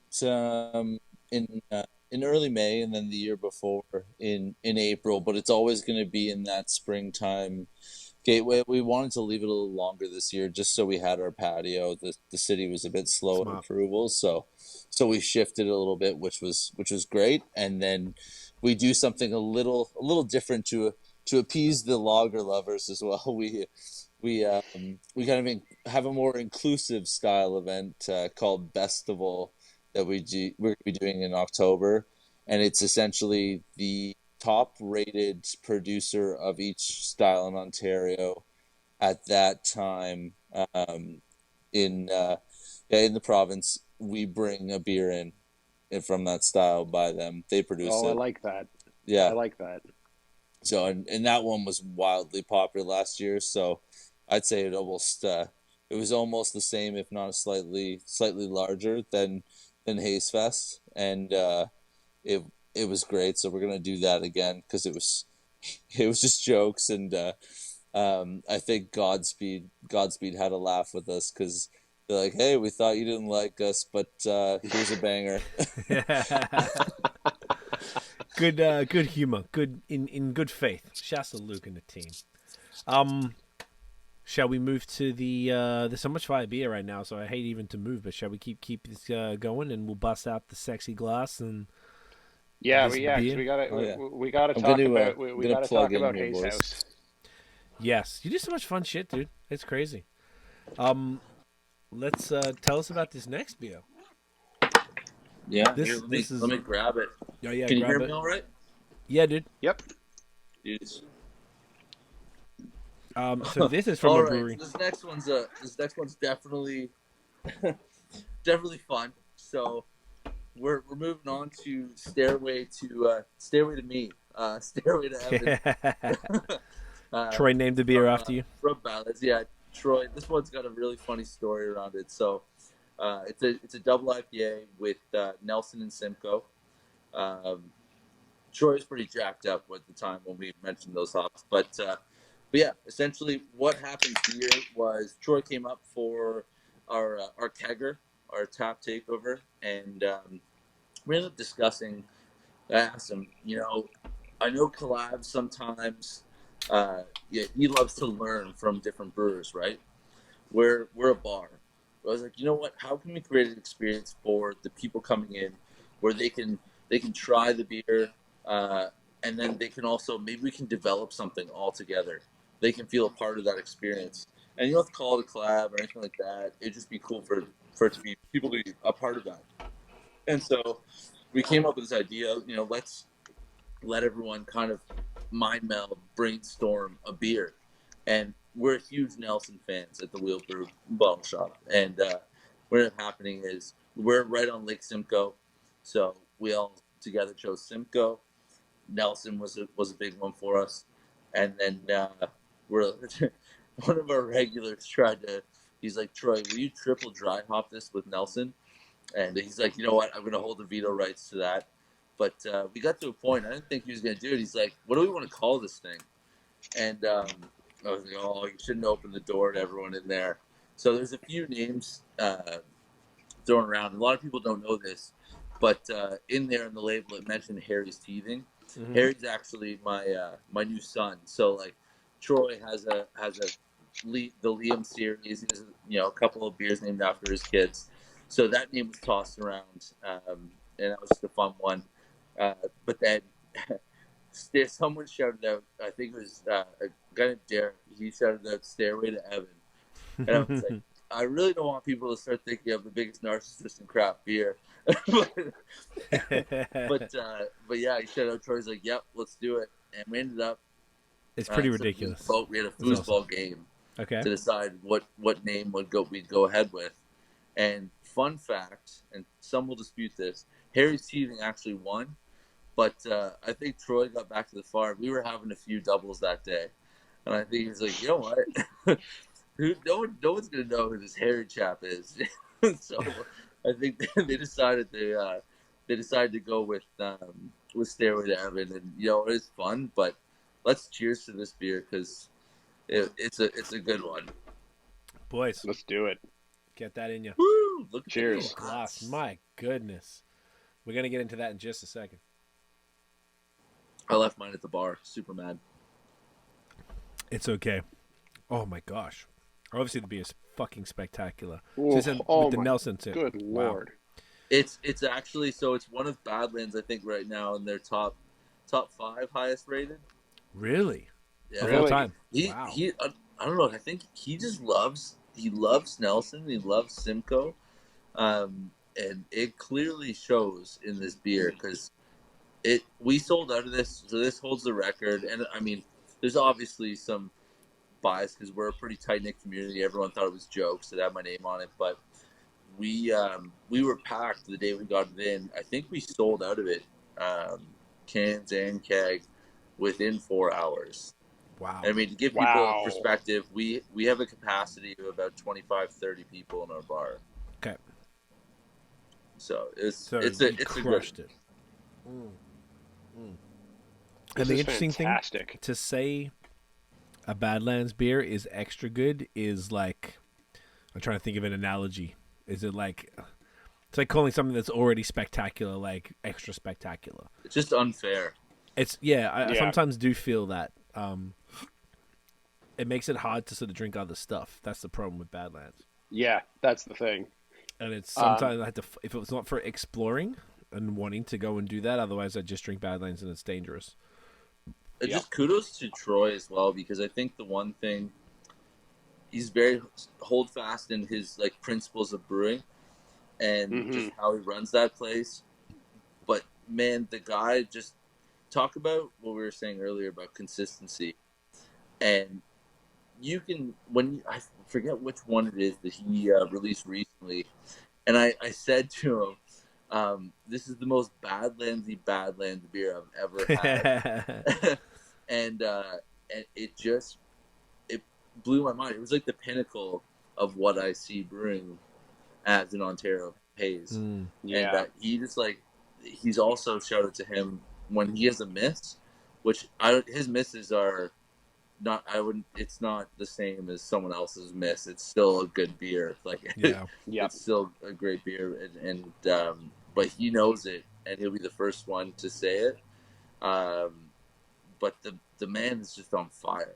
He's brewed every beer to come out of there. Like, there's no one, Mike's chilling there. Mike's working hard every day, but Troy is just smacking beers out of that place that other people just dream of making. And it's super awesome to see how the place is growing. I swear, every time I go there, they had the greenhouse up. Now they have a huge new building in the back, new canning line. Like, the place is just, they're doing great, and they're producing the best products. I couldn't agree more. It's the dude is some sort of a crazy wizard genius. There was a time, I remember when I first tried Badlands, my brother and I we did an order in like 2021 in the summer, and I was talking with Derek, and everything was like, it was okay. I'm like, I didn't know Troy, and I didn't know anything about Badlands. And I was speaking with Derek of Pub Brewski in Montreal, who's the brewer and owner there, and he was like, "Oh, try this collab we did with Badlands. It's fucking shit. Like, he just try it." He said, "But I'm just serving it anyway because we have to get rid of it." And I was like, "Oh, okay." He's like, "Yeah, we're going through this patch now. We're just like, something's going on with the haze. We don't know what's going on." He's like, "Yeah, Troy went through it and he fixed it and he's helping me fix it." I was like, "Oh, that's what happened." So Troy had this like little weird time where he didn't know what was happening and something strange went on in the summer of 2021, and that happened to be the first time I tried it. And then when I decided to move out here, I was coming to check it out, so I was grabbing a bunch of their stuff, and that's obviously he fixed it pretty quickly. So it shows how sort of it was probably like 6 to 9 months later. It wasn't that long. Like, I wrote them off, but that was the only time where there was a miss. And since then, I'd had, I guess you would have had probably all of them, Evan, but like I had a decent amount of them. Nate, I was joking to Nate because there were so many podcasts and so many things coming on. Nate was like, "Oh, we might die if we don't get all the Badlands beers." I think about that quote a lot. We might die. I was like, yeah, fuck, we might. And it's just like I can't recall a miss since 2021. Like, there was even something I was like, oh, it's kind of okay. Like, it's always phenomenal. There's just something that he's doing, whatever the fuck it is. It's genuinely incredible. And Bebo told us, just so, I mean, we've said this on the pod before, but for you, Evan, we used to have this what was it, Nate? The Chinwag, like an Instagram live with a bunch of us, me, Nate, and a couple of friends, like beer media friends. And Bieber used to always tune in and comment. And he said that he gets, at the time, that was when COVID, things were still locked down or whatever. So no one had been traveling. Therefore, none of us had really had a lot of beer from other places in a while. And Bieber was like, well, I get stuff from places all the time because, I guess people are bringing him shit. And he was like, because he's Bebo. And he was like, and also he's a crazy trader in the life before the brewery. And he was like, he's like, Troy makes the best haze in the world. And I was like, oh. I don't think that's a hot take anymore. I don't think it's a hot take, but it was interesting coming from Bebo, who makes arguably the equal best haze. Yeah, yeah. And I've muled beer for them back and forth in between on my route. I usually hit up on Wednesdays or Thursdays Badlands and Third Moon, and they're always sharing each other's stuff, which is kind of super cool to see. Just brewers loving on other brewers, but I love it. Yeah, I that is crazy to think. Like, even just, we've mentioned it multiple times, just how far this scene has come. Yeah, but I wish there was like a very reputable, like a Haze board award for the world. maybe that's the next step in this journey. I feel like if anyone can do it, it's you, bro.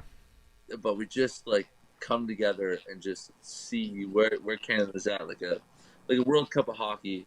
Well, for Haze. Legit World Cup. See where we're really at.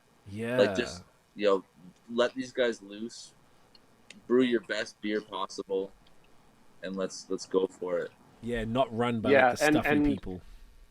And I think I think kind of if it was something kind of in the spirit of Haze Fest, where like it's not something that is taking itself too seriously. Like if it was the same flavor as a lot of beer awards tend to be, like that would get boring really quickly. But if it had the same kind of idea that you have with Haze Fest of not taking itself too seriously, but just like people who are passionate about this kind of beer and and really aiming, really aiming to just line up what's the best of haze.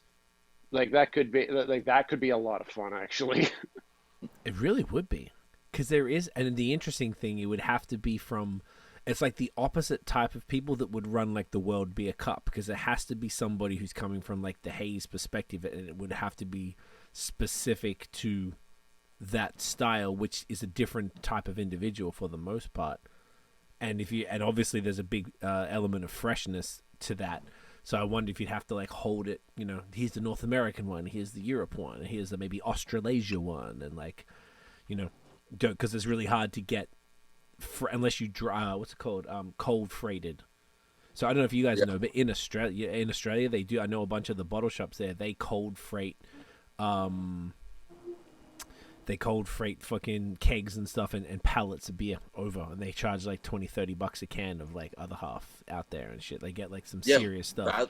Badlands and Thurman have been a big part of that now. Yeah.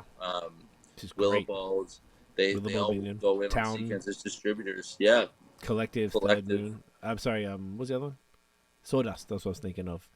Yeah, the Australians are very lucky. I tell people all the time, like, I can't get your shit unless a friend comes over, but they can have access to a lot of phenomenal Canadian stuff because of a connection to the scene. It's really unfortunate that in Canada, not just about Australia, but in other places, that because the systems are so controlled by the government, it's basically impossible to get fresh, particularly something that doesn't have to sit in the LCBO warehouse for 12 weeks. Same rules in Quebec too, though, so it's all bullshit. You have to like mule stuff in and just pay the tax at the border or whatever, which is, I don't know, it's just really annoying that we're unable to do that and get it at home, and then the only way is to travel. Like, it would be cool to be able to do that, have access to some other stuff. We've talked about this numerous times in the shop.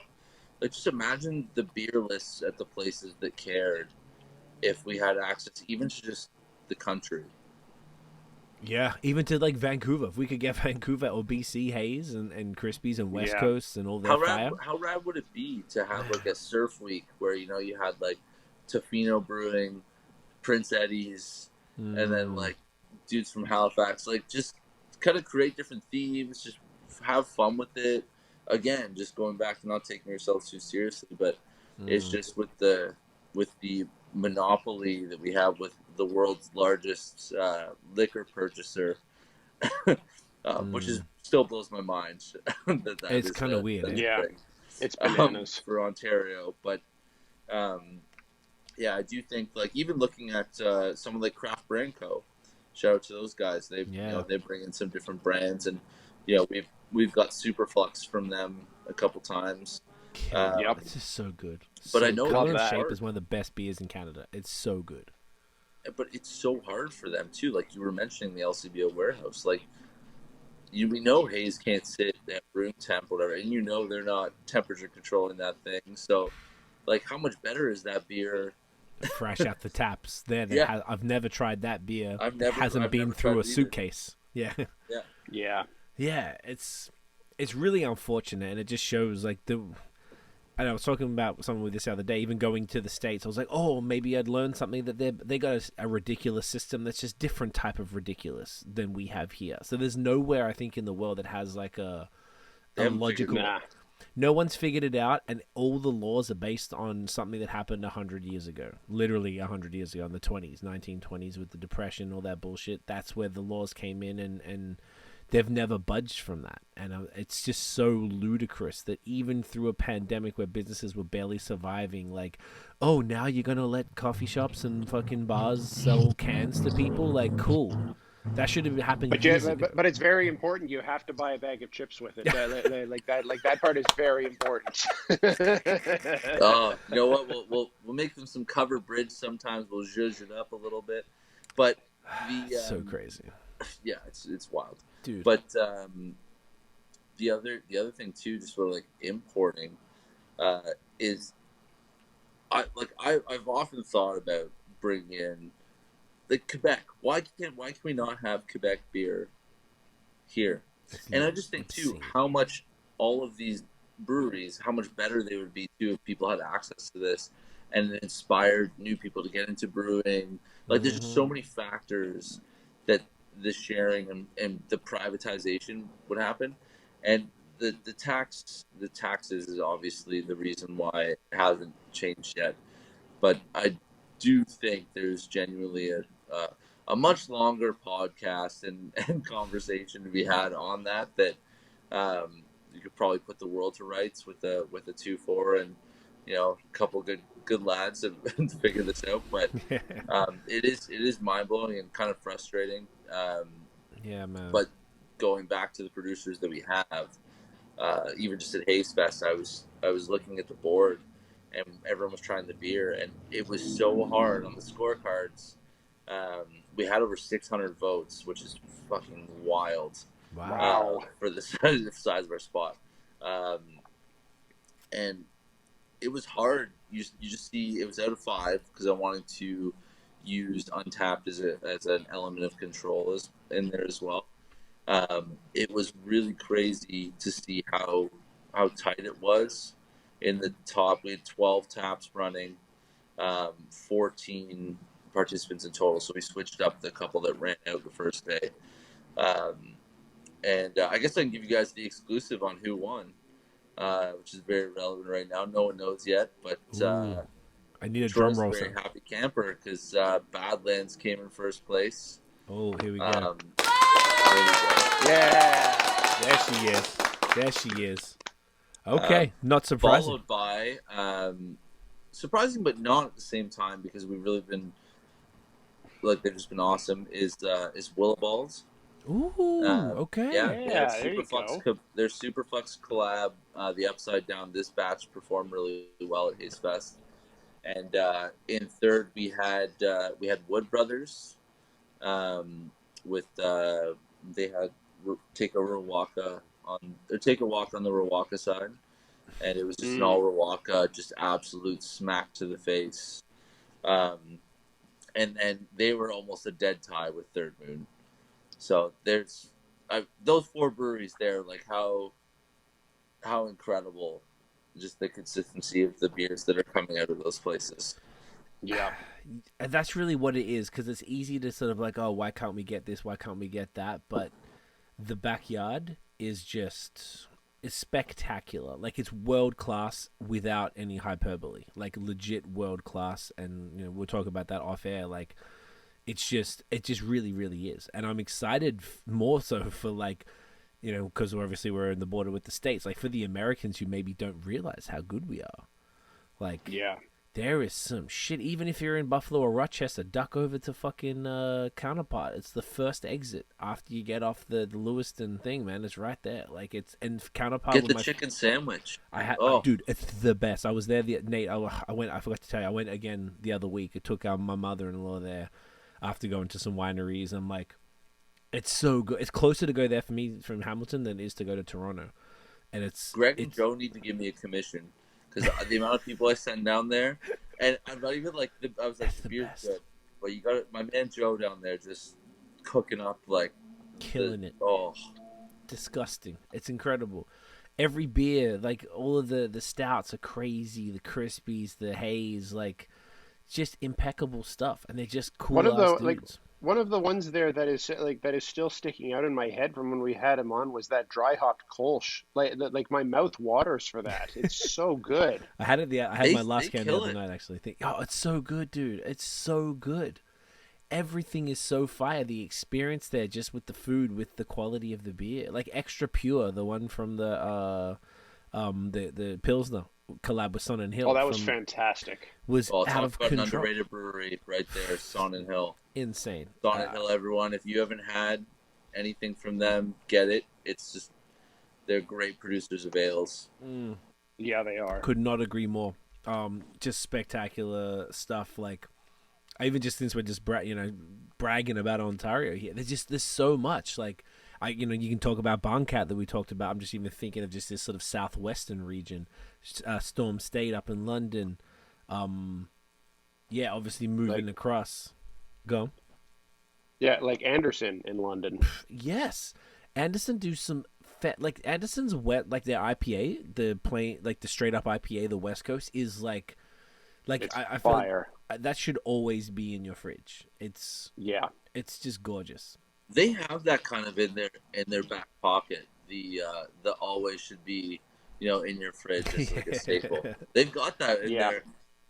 Truly though, even just the cream ale, it's just straight up solid. It beer. is. You can't fault it. Nope. Yeah. All of that stuff is great, and all in the short can, so it's very, very crushable. Like you stone cold it. Just exactly. You don't even have to think about it, and I love that. Like, you just don't have to think about it. But I mean, I feel like you could almost go on forever with how many, and then move into Toronto. I guess like you said, Blood Brothers, Rorschach, Godspeed, Burdock, Bellwoods. Fucking Rouge River, highly, highly underrated up in Markham, which is just outside the city.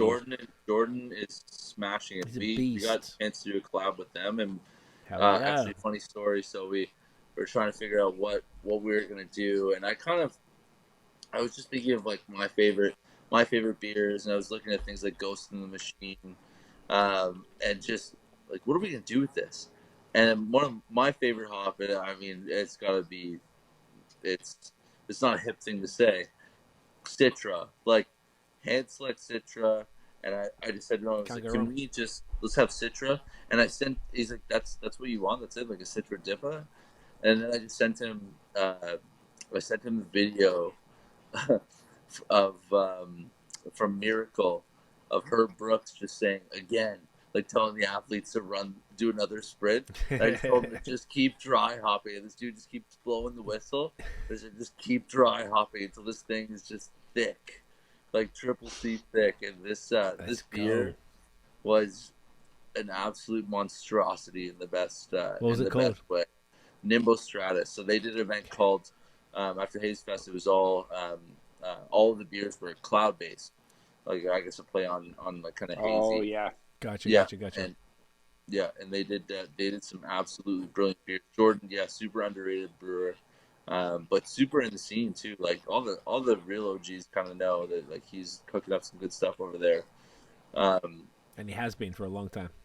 100%. And then you mentioned Godspeed. Oh my God, like so world class that insane creator of like the brewery that created the Pilsner has allowed them to have pitch line barrels hand built by them. Like, come on, it's like crazy. They got like 4 Luca taps, like, and you can have the oak version of the Sklepnik next to the regular. Every time anyone comes to Toronto, I'm aggressively assertive. I'm like, you fucking need to go to Godspeed. They go to Bellwoods too, but go to Godspeed. It's the experience of like, oh, he's so passionate about it, and it's that they made me fall in love with Crispies. Their passion for it 100%. And how they've been doing incredible stuff since I think they opened in 2018 from memory, and they opened with the fucking Dortmunder. I think it was like a West Coast IPA and like the Yuzu Saison or some shit like that. And like even the Dortmunder, it's a big ass Japanese word I always forget. It starts with O, and it's just so killer. Oh. Yeah. Okami's the green tea. Yeah. Oh, okay, yeah. The other one, but Atsukari-sama. That's what. There you go. All right, you fucking Tokyo boy. All right, relax. Oh, getting the fucking clap one from Nathaniel. Nathaniel coming through. He's got a degree in Japanese. Jeez. It's just, dude. Godspeed. My brother lives like up the street from it, literally. So I'm always like, every time I go to Toronto, I'm like, hey, can you just pick up some stuff for me real quick? They're just like, it's just the best. They're all in short cans. It's all super affordable. Like, even if you're not, that's the best part. It's world class beer, like where triple decocted mash, fucking Czech floor malted barley, authentic SARS, like real stuff. Their pale lager, their pollard the amber one, the dark lager, like all the different Czech beers are just for like $3.50 a can. Tops. And like, if you're gonna complain about that, then you don't deserve good beer. If you can do $3.50 for world class beer in a can, local Toronto, and you're supporting a business, like unbeatable. Outside of Haze, the release of the Pitch Lines special edition book, that was the bug. Yeah, sorry, yes. Yeah, that was the fastest selling on draft beer that we've ever had, because I think also I was able to create a narrative around it. People were like, "Whoa, there's a story behind this beer. Like, there's literally love. Like, this guy's brewing journey, like Bim's brewing journey, is like built into this beer." And so, like, when you start talking to people about that, like, no one in fucking Kelsey's is going to deliver that about Muskoka Detour. Like, it's not so. No, the story is fascinating. Yeah, it really is. Do you have a Luca tap at all at the brewery?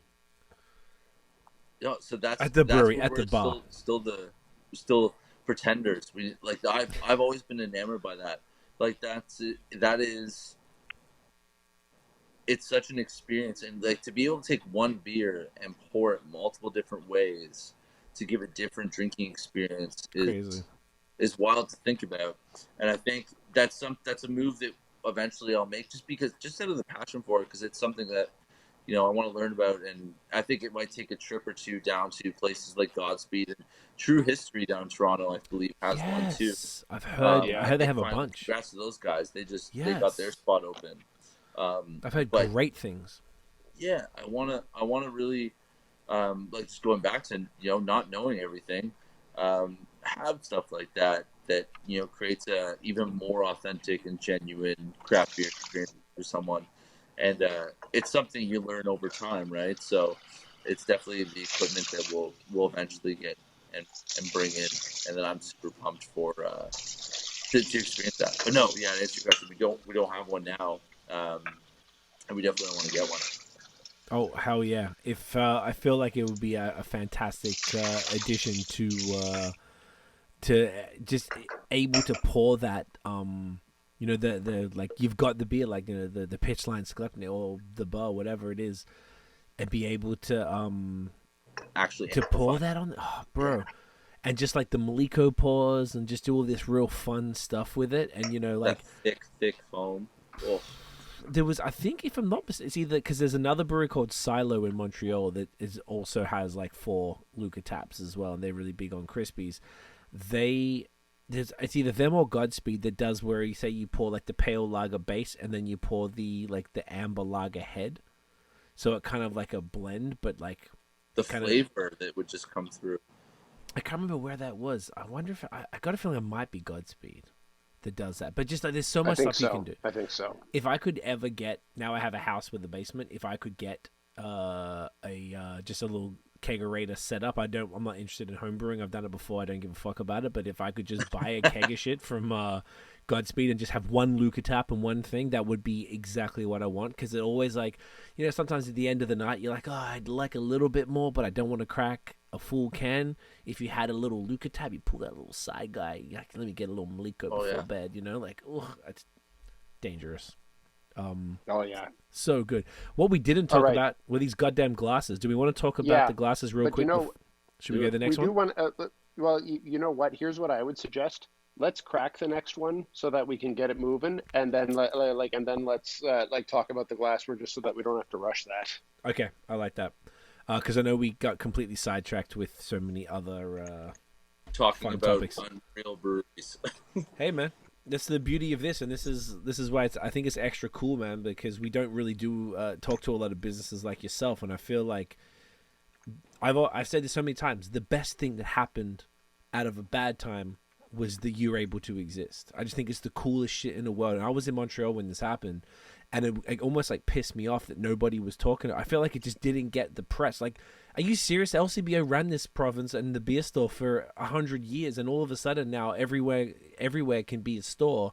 Why aren't we talking about this? Like, it's opened up a whole new retail channel for breweries and a whole new opportunity for consumers to discover craft beer. So it's like this whole beautiful cycle. Plus, a new business gets to exist like yourself. So it's amazing, dude. I'm so happy about it. Their money as well. I think the interesting talking point that no one would know who didn't start one is actually how difficult it was, even with these new regulations. Like if you were starting it from scratch. Right, so right. I mean, we're a young business by business terms, like infantile. But if you look at bottle shops, I mean, we are one of the ones, especially like in the North GTA, definitely one of the more well-known ones to be earlier. For sure. But earlier, like it's only been around since the start of the pandemic, and at the start, they gave us such a hard time to get going because what they didn't want is little LCBOs popping up everywhere, and I think that was a point of contention. And I mean, the group over there were really good with talking us through how the process all works, and getting off the ground was quite difficult. But we were lucky that we had a space where we could have taps, because that was something that was almost became a requirement. The primary purpose of your premise was to pour on site, and a lot of places that were trying to just open up, have like 16 fridges no taps, just walk in, walk out, and sell your bag of chips and all the beer. They cut that out by doing that. But it was a blessing in disguise for us because we wouldn't be where we are if we didn't have people drinking on site. But it's an interesting point because a lot of people don't know that because even though they gave us that avenue, it still was quite a bit of work and quite a bit of explaining, multiple phone calls with VPs of regulations and very buttoned up human beings to get to where you're at. But yeah. Which is insane. We'll keep talking about that. This next beer, it's from Hooch, someone we got a big one here. A big one. A triple West Coast, and I think like we've been spending a lot of time talking about it, Haze. But just I know from listening to your guys' podcasts about it, a little West Coast love. We love it.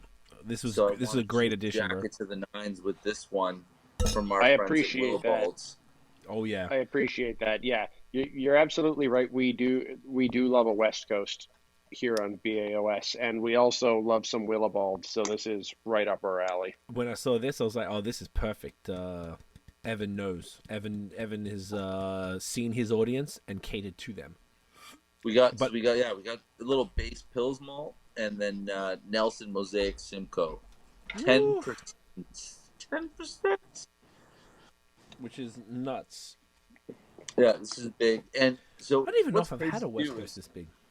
Learning, this is going to be my first with Hooch, so and just to go on the Willibald story a bit too. Yes, please. Joe over there, who's a champion. Shouts to Joe. Lives in Hamilton too. Yeah, and the man, like, talk about a brewing resume. Oh yeah. What was it? Monkish? Was it Monkish or Northern Monk? It's Monkish. Yeah, Monkish, and then Jolly Pumpkin, Beavertown. McKellar. Yeah, McKellar, and it's the guy ridiculous. Has been around the old proverbial block with some really excellent breweries, and I think I'm excited to try this one because I do think West Coast is something that when Haze came about, really came about, I hopped off the West Coast train. So and did it I, was brother. Funny because I listened to Jem was on your show from Beertown there, and Yes. I listened to when you asked her hey, did you get off the train? And I started laughing because I definitely got off the train and jumped on the old. I think most people did, man. It's a hard train to stay on when Haze is at its peak and this is what everyone's looking for and it's fun and whatever. Then you're like, why am I gonna drink the same shit that was tearing off my taste buds in 2013? It's a total different vibe. But the new West Coast are not the old West Coast. We need to cheers first of all. Cheers, boys. Cheers, fellas. Cheers. Oh man, this has got some dank smoke on the nose. Oh yeah. Oh my goodness. There is no chance this is 10%. That is disgusting. Joseph is a genius. That's a demon beer. I like that demon beer. There's too many names for this podcast right now. Oh, this is crazy. What did you say it was again, dude? Woof. So that's Nelson Mosaic Simcoe with the Pils malt.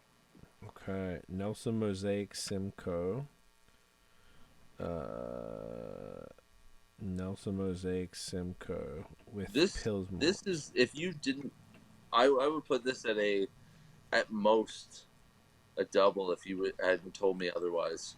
Yeah. Yeah. Like a solid 8.2. Yeah, there you go.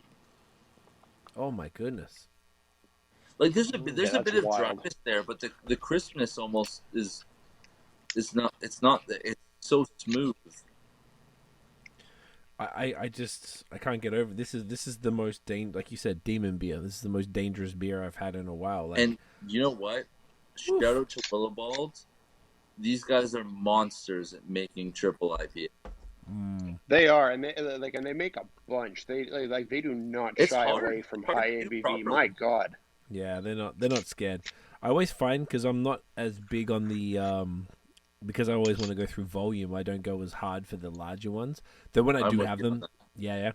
But they are a lot of fun. When I saw it for this pod, I'm like, okay, we're going to have to really take it easy or it's going to be a bad day for everyone tomorrow. But it's fun to have these ones when you get to have them. And like this is crazy. How the quality of this 10% beer is unheard of. Willibald are also another brew I think are criminally underrated for agreed.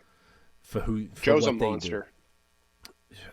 Not even to mention their seltzers that they kill it with, and then their distillery side, and this and their lagers too. The lagers, my God, like their seltzers. I actually, we have done 4 reorders within a month and a half of 3 cases plus each time of seltzers. Wow, there's moving. And for us, I mean, we're small, so that's pretty incredible, and they're all vodka based. Like having the distillery on site.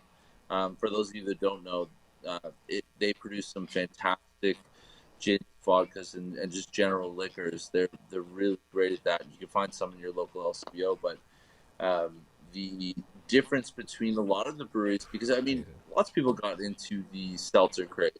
Lots of breweries are producing one. Most of them malt based, but the vodka base is really where you want to be, and the vodka base, producing it on site, it's just the next level seltzer. But I do think because they started on that end of things, the brewery side has almost not suffered. It's not the right word in terms of them being underrated. I think it's a very small team there. We actually just had them up. For kind of a tap takeover and guided tasting, and Tyler over there was just talking about how small that team actually is, and Joe was doing everything from brewing, cleaning, packaging, helping out tap room, like literally everything you could imagine. This man was working overtime, and they finally just hired an assistant brewer from Nickelbrook, I believe. Nice. No, sorry, that's incorrect. It's Indie Ale House, which is dope. Almost even more exciting because Indie Ale House is some good shit. But yeah, so that's exciting for them, and I know they were talking about just being jacked up to produce some even greater beers. And if you haven't had the chance, everyone, to try Where the Fuck is Air, the Tippa. That is, they just released a new batch about a few weeks ago there. It is one of the best triple IPAs you can find in the province. And I would second that. It's money. When they came on the pod, we had that one. That was our closer. That was a dangerous podcast. Yeah, I don't think I did too well the next day on that one. But it was like triple IPAs are like in theory they taste amazing, but Jesus Christ, they get you. But this is a sneaky one. Pardon? Sneaky. This is a sneaky beer. Yeah, it's sneaky. Like what you were talking about. This will get you later. Yeah. It does not taste it, and that's the problem. You can be crushing it, particularly as a West Coast, and you just like crushing. And then, I did this a couple nights ago, because I always have a problem of getting a little too lit on the pod because I have fun and I'm getting excited. I'm like, yeah, these are fucking great. I had the Third Moon, the Fifth Frame one, the Heart Lies Bleeding, on Tuesday night. That was a sneaky one. It was the end of night beer. Bad move yesterday. Struggling all day.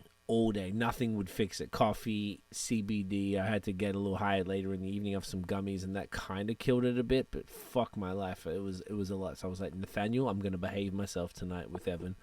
I'm gonna take it easy, and I can. I've been teasing him.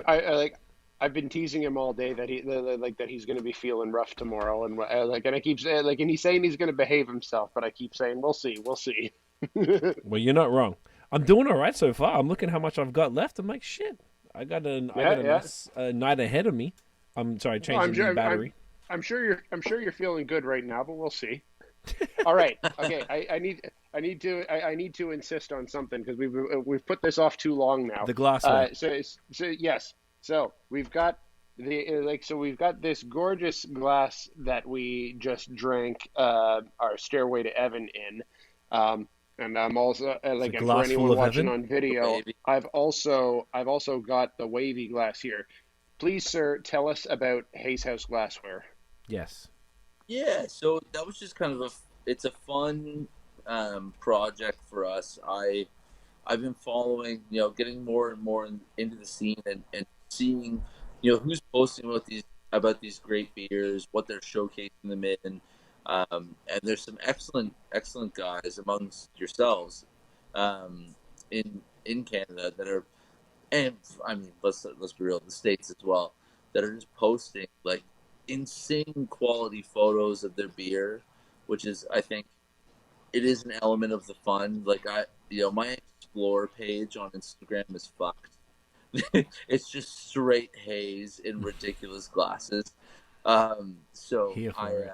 I definitely have an affinity to glassware and collecting it. I think my fiance, if she was outside right now, would be like, "What the fuck is happening in our kitchen cupboards?" But she loves it too.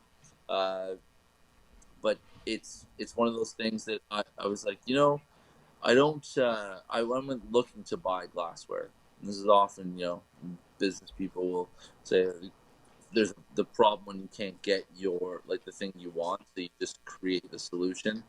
And I couldn't get pretentious glass easily. Like the shipping was intense to get. It ended up paying a ridiculous amount, um, and I was, what? There's no option. There's no option up here. Hop Fiction does some really cool shit as well. Shout out to those guys. Third Moon just did a collab with them, but there wasn't as many options up here. So I was like, you know what? Is there somewhere that could do this? Who creates glass? Glass blowers. Okay, dope. Let's start there. So I start messing around. People are like, "What the fuck do you want to do?" Like, we create mugs over here, bro. Like, this this is not up our alleyway. And I sent a picture to a glass bro. Oh my god, this triple is getting to me. Glass blower. It works fast. Glass blower out of Prince Edward County, and they thought it was dope. And they're like, let's try this. And they, without even asking me, they made up samples, just based on like my little Microsoft Word description of what I wanted. And they sent them to me, and I was like, no, make those like now, like get on. This is sick. And I wanted to just create. I didn't picture it becoming anything crazy big. I just wanted an option for people that either came into the bar and who did photos, or wanted a different drinking experience, or just were at home and wanted to have something fun to show their guests, just something a little different. And glass blowing is expensive as hell, is what I found out. But we got to create some really mad shapes, and I just think like there's some stuff you'll see coming from a few different guys in the states that actually have somehow found these glasses and bought them, and like cool dudes like you guys have bought them, and it's really a testament. Like people just want to showcase amazing products in just unique ways, and so this is one way to do it. And yeah, it's been really well received, and it's just fucking fun to drink out of it. Like they're just ridiculous in the best way. Like talk about not taking yourself seriously. Like just drinking out of an orb right now. It looks like some shit the guys in 300 like throw at the Spartans. Like this. Yeah, totally. man. It's like a vase. Yeah. No, it's just different and it's fun, and we love just making stuff that some like that could be polarized, and some people are like, why would I drink out of that? And some people are like, that is some cool shit. Yeah. And that's just that's what we're doing. I love it. I really man. love that, man. It's it. I absolutely love that you saw that. Like it's because it's definitely all over Instagram, especially from Haze heads in like in the U.S. And I love that you had the idea to see that it's lacking here, and then create something for it, and like it really caters to exactly the kind of thing that you were talking about, which is uh, like as you know, I'm pretty passionate about about photography, and it's beer that got me passionate about that. And I've got a giant glassware collection too, and it's the same kind of thing in my life where it takes up an entire section of of our kitchen of our kitchen cabinets, um, which my wife likes to tease me about. Um, but and I've got lots of branded glassware, and I love my branded glassware. And but it's a thing though, like something that is super artistic like this. I absolutely love this. Like this wavy glass. This is the It's one that incredible. that I was so attracted to the most. It's absolutely gorgeous.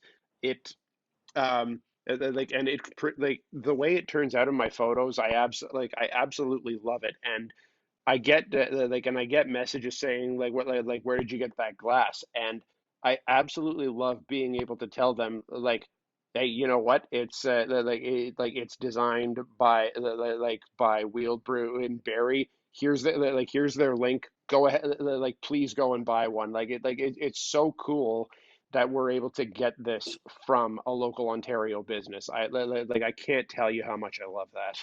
Well, it was important to us to be able to source it from another, like from a master glass blower. And by the way, dude is fantastic. Talk about passion. Like we had the biggest laugh with this guy in the parking lot, but he was like, "Yes, I am a master glass blower," and he's like, "It is the most unfortunate job title, but also the best."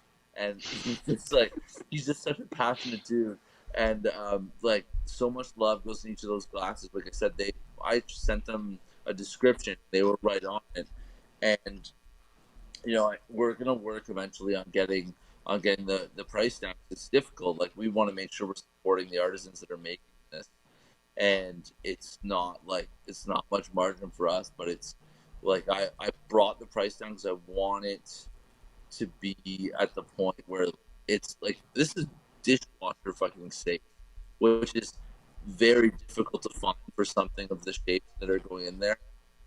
Yeah. And we tested it pretty rigorously, and the weight on the orb one that you guys have, Oh, it's is heavy. It's yeah, hefty. like we put those through 185 degrees Fahrenheit like 8 times in a row to see if they would explode, and we not one casualty. So it's just a testament. Like the guy is a master glass blower, and it's a dying art. So what you're getting is intense quality. Um, and we're gonna look to do new shapes and stuff like that, and I want to continue supporting those guys. But I think too, like we're just kind of in the infancy of this idea, and it's more of like it was just something fun that kind of accented what we were already doing with like just really cool looking haze, and like the fruit sours show super well in those guys too, and just having a fun opportunity to showcase beer. And we do a fun thing too in the bar, where if it's someone's birthday, or we're having a laugh with someone, we'll just pour one in there, and everyone else will have a regular glass, and they're like, "What the fuck is this?" And then, everyone will have a chuckle, and then some that glass for me, the one that you guys have is my favorite, because I actually feel it's quite comfortable to drink from. Which can be the difficult portion when you're creating these wacky shapes.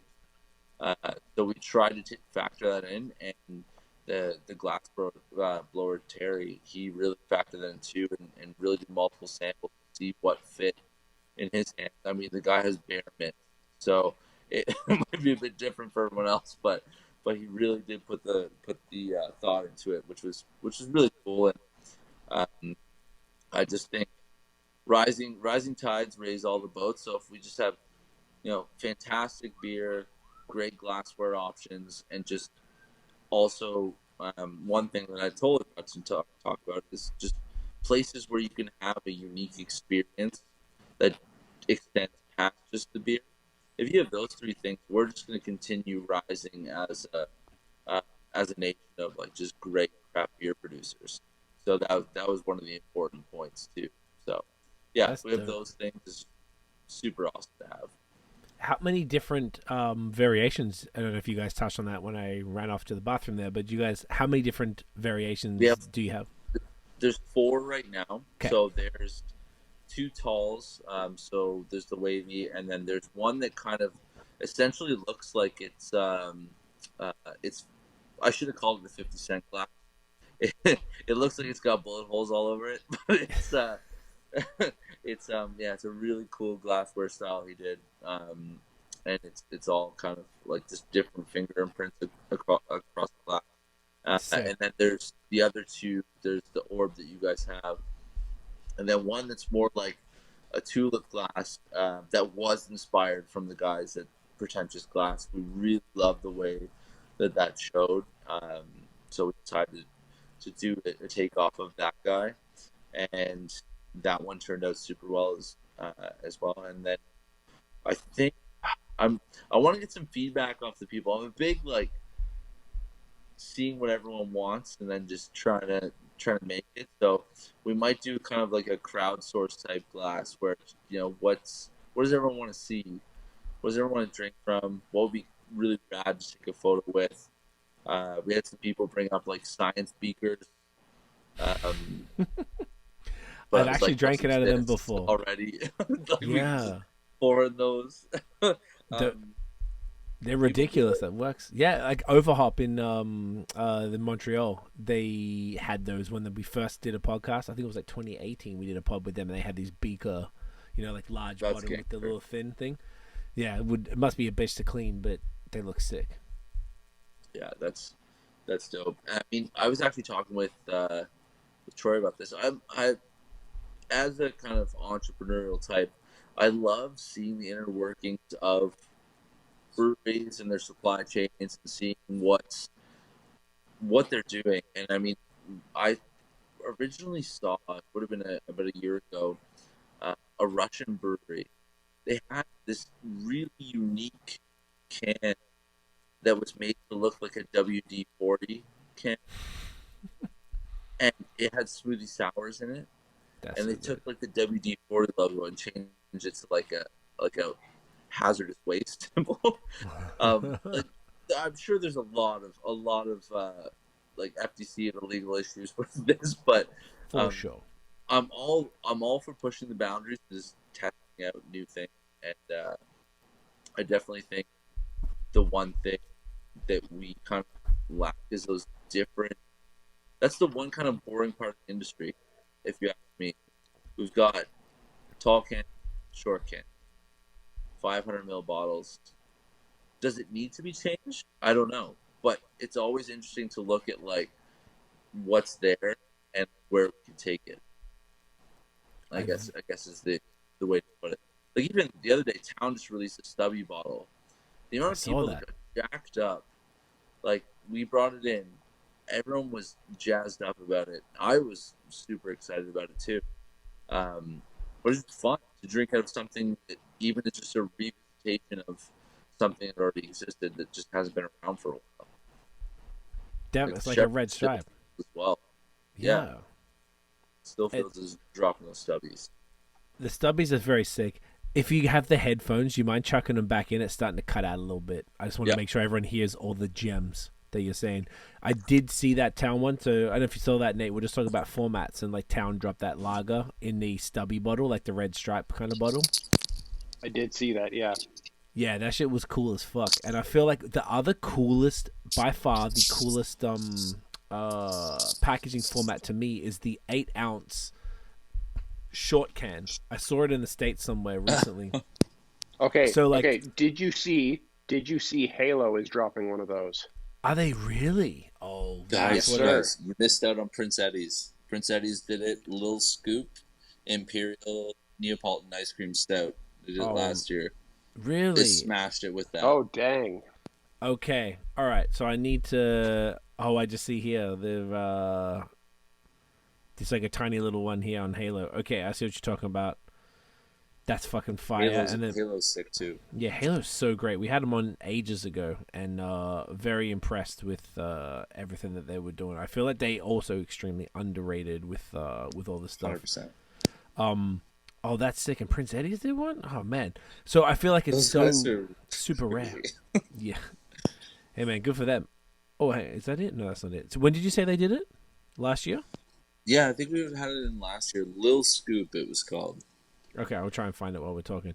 But like, yeah, I feel like I agree with you. I think there should be different formats. I think, you know, even in Australia they have I know I have one here, actual 500 ml cans, because here the tall cans are 473 ml. So like the cans, where the fuck is it? The cans are actually, oh, here it is. So, but what's the size difference? Can you see the one? It's like it's barely describable. Like it's like about half a centimeter taller, because it's like just 27 mils worth. Yeah, literally. So it's not much, but when it's in the fridge, it stands out that much above all the rest of the other cans. Yeah. And I always found it fascinating that they actually have real 500 ml cans. I got sent a can the other day from Hobgoblin in the UK, also 500 ml can, like actually 500 ml, because they don't do the ounces thing that we do here. And also in Australia, they have multiple formats of short cans, which starts to get confusing. So if you're going to buy a can of Coke, it's 375 ml. So it's 375. I guess that's half of 750. So I don't even know why they would do that, because I don't think that much comes in 750. But yeah, beer in the straight 500, they have the 375 cans, and then you put those next to the 330s here, and then sometimes aren't they 355 is another one?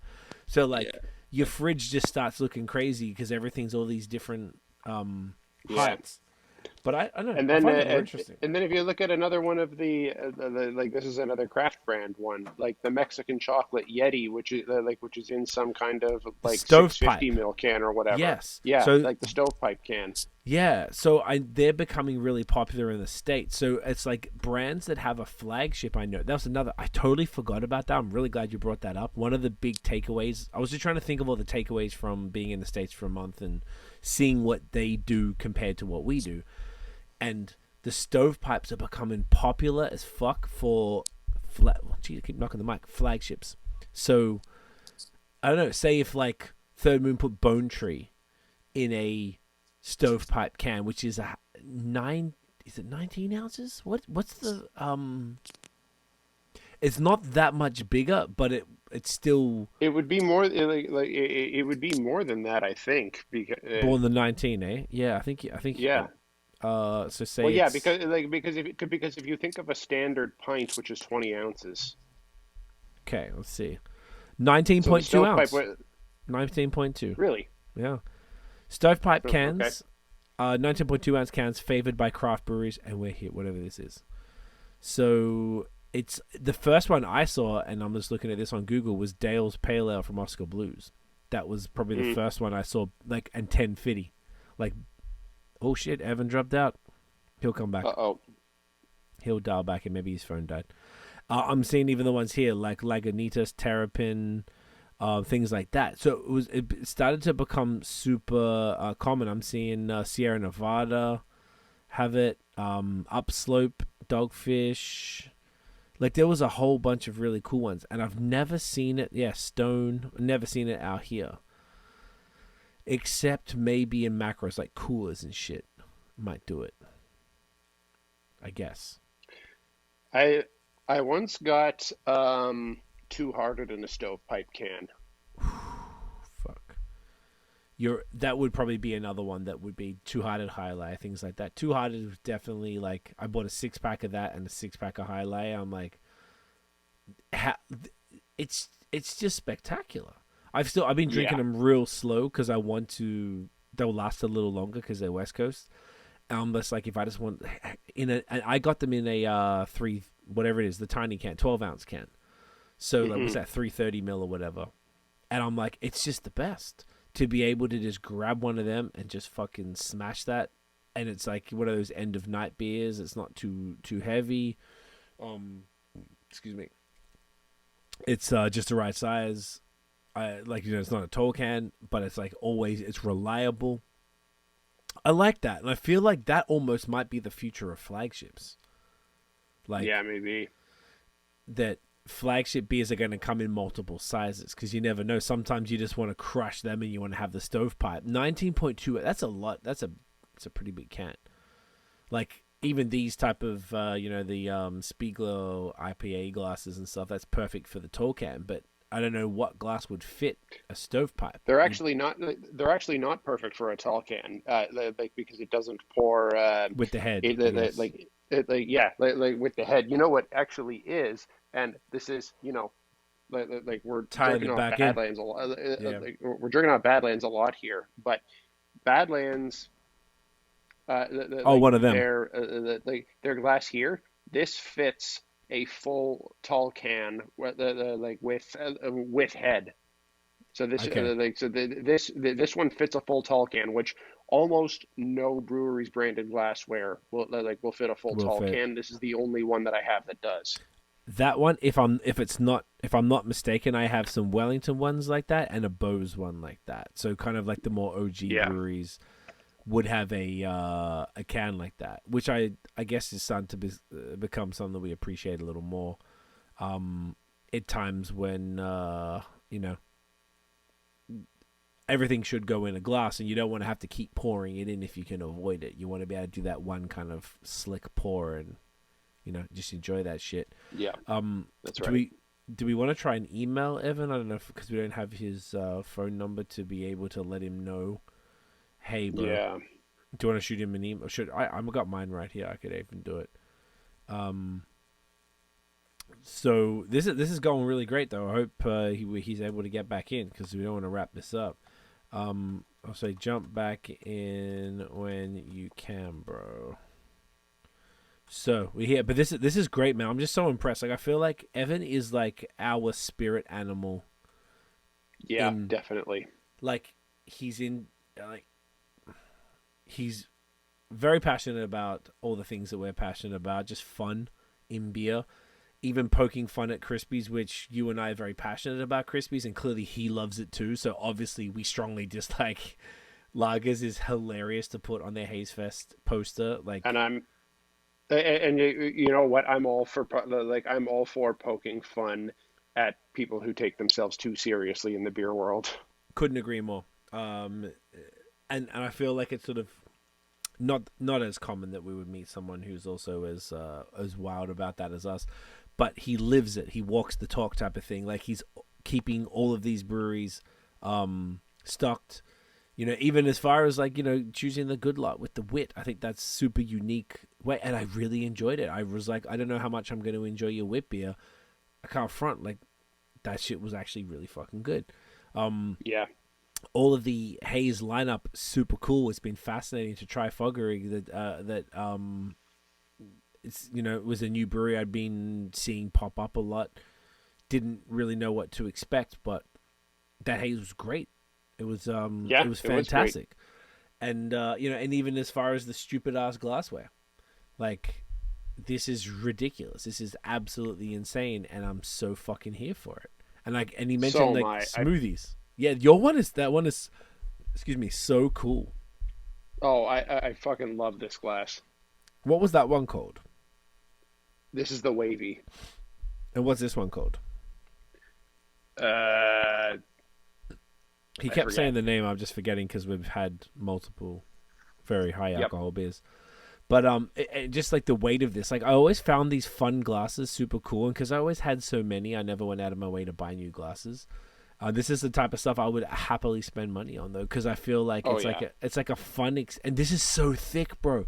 Pause. One of the things that I love, one of the things I'm always terrified about is glasses breaking in the dishwasher, and I have had, because I got a dishwasher now. I didn't always have one, and sometimes shit breaks, and having these thicker glasses is a little better. There he is. I fell victim to the old iPhone 13 battery life. Ooh, it's okay. Oh, there you go. Don't even sweat it. You're back. You're prettier than ever. For everyone else, I now have the video quality of a potato, and the BAOS podcast is not responsible for the stunning lack of quality coming from this Asus laptop. I like it. It feels throwback. How did the lads fare? My brief time away. Oh, we were singing your praises, my friend. We were telling. I said the exact word that I said is that you are our spirit animal. Like, you embody all the things that we are passionate about in craft beer, as far as the haze, as far as the penchant for ridiculousness. We both very much value that in a time where maybe people take something like craft beer a little on the serious side, which I understand. But you're doing ridiculous glassware, crazy fun festivals, collaborating with the best, delivering a great experience to people, teaching them about stuff while also appreciating a good Luca poured Czech Pilsner and getting excited just like we are, but also losing your shit over Badlands just like we are. And I just, I appreciate that, my brother. Like, I feel like it's what we hear about. That's what we're here for. That's what we've always preached. I'm among friends. You are indeed. I could tell Absolutely. from the emails that we were going to get along just cracking. And on that note, I know. Do we want to do the final and bring it home on some? Speaking of ridiculous shit, absolutely. Yeah, we should. And like, while we're speaking of not taking yourself too seriously, yeah, it doesn't get any more. This is a perfect segue into this beer. I'll leave this to Evan. Yeah, go for it, man. If you can even see it with this webcam, we have Haterade from Rorschach. Which, yeah, she is. This series has been a fan favorite and really, really taken things home for everyone. In terms of, this is a great segue into what I wanted to talk about in terms of novelty beers. Or is novelty the right term? Is this just where beer is going, where we experiment, we try new things? Great question. And it just gets really exciting from here because, the question is to everyone, where does beer go next? I think this is a great question. Unfortunately, I was at Rorschach yesterday. I mentioned earlier. I was talking to Maddie about this series, about this beer, and this has gone extremely well for them. And I personally think, and I'd love to hear what you guys think. I think Rorschach are easily the craziest, most innovative brewery in Ontario. Like, no one else is doing. They're using Gatorade powder. They use the Glacier Frost Gatorade powder for this particular beer, and it's fucking greeny blue. It doesn't even really have a flavor. They did a whole series for Pride last year where they had the full rainbow going on. Like, these guys don't care. These guys don't give a fuck, man. And it's so cool. But this is one of those things, like, for us, again, just going back to where we don't take ourselves seriously. No. This is one of those beers that is just like, you know what? We love brewing beer. We want to experiment. We want to see what happens when we add certain adjuncts. We want to see what happens when we add certain elements to the brewing process. Why not? Just why not do this? Mm-hmm. Get the electrolytes in. LeBron post-game beer. You're right. Haterade, and just go for it. Like, this is one of those beers that people that come into the tap room that maybe aren't familiar with craft beer, it just provides me with another avenue for people to open their minds. Hey, everyone knows Gatorade. Everyone knows what Gatorade is. He is a Gatorade beer. What? It's in a beer? Pardon? And then, then all of a sudden we had was it purple on tap? I can't remember which one. We had a couple of them on tap, and it was always a super great introductory because we were able to, for someone that came in, they're like, hey, I don't really drink craft beer. Hey, want to try this? And then all of a sudden they realize, oh, actually, I think I do like craft beer. I just wasn't open to discovering the avenue at which to meet it, which just goes back to that initial thing about communicate with people where they're at with the experience, which is super important. And Rorschach's been doing this, like, even I had a fun chat with them about St. Paddy's Day. Because originally I think they totally gapped on, coming up with the green one for St. Paddy's Day. And then they had a brainwave in the tap room, like, oh my God, St. Patrick's Day is coming. We got to get this green Haterade out. And we had it in the tap room. It must have lasted 30 minutes. Wow. The case, man. It was that serious, eh? And people were justifying it, like, oh, I'm gonna get electrolytes, and I was like, I'm not sure that's the way it works when you have the alcohol in there, but we need electrolytes, and it's green, and it's everything I've ever wanted. What more can you say? But it's a fun one, and it just closes out that note that ultimately, as you guys mentioned earlier, it's just beer, and it's supposed to be fun, and that's why we're all in this, because it's just an experiment in fun, making new friends, drinking great stuff, and that's the bottom line, I think, for me, anyways. Cheers to that. Cheers Absolutely. To that, my friend. Get Cheers that to in you. Ridiculous. It's perfect. Yeah. This is stupid. Bananas. It's so stupid, and I love it. And I think that's it's the stupid point. It's stupid in the best way. Right? One of the things that I've always said about Rorschach, Cee and I will often bitch back and forth to each other about innovation and talk about good innovation versus bad innovation. And for me, Rorschach is the embodiment of good innovation because they are perfectly willing to do any wacky ass shit that you can think of, but they'll find a way to do it well. That's that's huge. That's the difference. That's the distinction for me. Is they're the Decadent series. They must have done 15 different varieties of that, but their recipes are still so thought out, and they found a way to they pick apart the ingredients that they're doing for it. It's one thing to kind of and I'm not hating on everyone who does this of throwing entire cakes or chocolate bars in their beers, but there are some that do that and it just comes out really muddled and a lot of the time and doesn't end up really tasting like much. Whereas I think when Rorschach does this, when they isolate the individual ingredients and add those into the beer, they are ending up creating a product that really ends up tasting like the dessert that it is. That is kind of the focus of that beer, which is so different than kind of just tossing an entire thing in it. That's what makes the distinction for me, and what makes Rorschach so special when they go to doing wacky ass shit like this is that they actually really think it out and really deliberately make it very good. I couldn't agree more. I agree with that. And my question to you guys would be, I'm probably not as well beer traveled as you guys. Is there a concept that you guys have seen that hasn't hit you here yet? That maybe, I was talking with one of our more well traveled regular patrons, and they were talking about Kilter's margarita pizza pilsner. Okay. And they said it was good. Pills usually rate be 3.45 to 3.6 on tap, just because we all hate lagers and pills. It's trash. But no one needs them.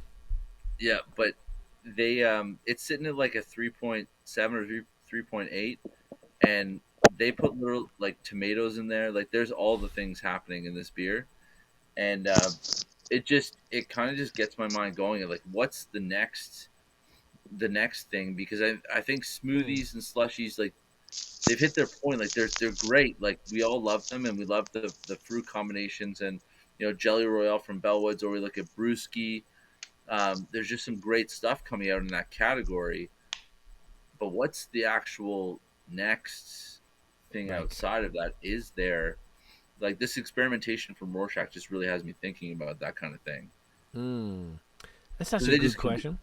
They conditioned on G powder, right? It's just so you can condition it on beer on tons of things. There's just so many ways to go. But is there what's the next smoothie? Yeah. After it was 5 weeks from leaving home to getting back, and driving all the way down to Florida and back again, and going through the cities and towns specifically for beer, I didn't see anything that we weren't doing. The slushies were very popular, and actual slushy machines, the machines in the machines. Yeah, exactly. Smoothies period were very popular, but not out of the ordinary. Florida specifically was known for pastry stouts and big stouts. Like everything's kind of 13-14% in these big, wax sealed bottles and stuff like that, but nothing really that we're not doing here. Just there is shit like that being done here. Like Barn Cat's done iterations of Rat Queen in all the flavors of the rainbow. Basically, like Reverence when they were still around, we're doing all kinds of different variations of that type. Thinking of some of the things like a few years back that I would see at Burlington Beer Co. that we weren't doing here. Like you'd see things like carrot cake beers and whatnot. And I know that they're like Storm State. But like Storm State, here in London, just did a storm. Just did a carrot cake version of that beer. Like that was wild and crazy. So we're doing that stuff here. Yeah, I didn't exactly. Like those are two really good examples. Like I feel like the smoothies that say something like Mortalis is probably one of the best examples of smoothies. Or I even managed to get my hands on some 450 North in Atlanta of all places. Tried some of that stuff. It was fine. Everything was cool. And the Dream, the Burley Oak, the Dream JREAM one, fine. Everything was cool. They use a little different flavors than we use. Like they're using shit like dragon fruit and star fruit and like some other kind of. They've got more unique combinations, I think, in the States. Lots of like, what's it called here? We call it fairy floss in Australia. Baba Papa in French. What's the Canadian word? Or cotton candy. Cotton candy. Oh, like I was like. Yeah, I was like, right over. I don't know why I couldn't think of that. Wow, fucking too many words. Like a lot of stuff like that. So I think that's the only thing they have. Like, say, the stuff that Mortalis do is a little on the sweeter side. It lasts longer. I don't know what they do. There's some sort of smoothie magicians, and their shit lasts like a year plus, and it's completely fine. I've drank in well older than a year smoothies from them, and it tastes like it's 2 weeks old. So I feel like, aside from continuing to experiment within the fields that we're already in, like I didn't see anything like this. Sorry to interrupt, but even on that, like that's not even that far out. Like I've had, I've had two different beers from Wood Brothers that have had cotton candy in them. Right. So I was just trying to think of some examples. Probably wasn't the best example, but all I could think of when posed this question was that, which means that Canada is basically doing all the same shit. So I don't know what the next trend might be. Like, we had Brute IPA that came and went, unfortunately, because I actually quite like Brutes. Cold IPAs that kind of barely made a sizzle, like kind of a little bit, but not really. I'm not gonna lie, guys. I'm not there on those. No? Do you like IPLs? What about IPLs? Which is basically the same shit. I don't know that I can get there on that, because I'd rather have, it's a game of rathers. I'd rather have that if I want that, I'd rather have that Godspeed, just crisp, golden experience. And then on the other side, I would just have a haze bomb, and it just assimilates. Like for me, I get it. Both together they're a tough sell for me. And I know we have people that come in that really, really enjoy those, and there's definitely a place for them, I think, in the market.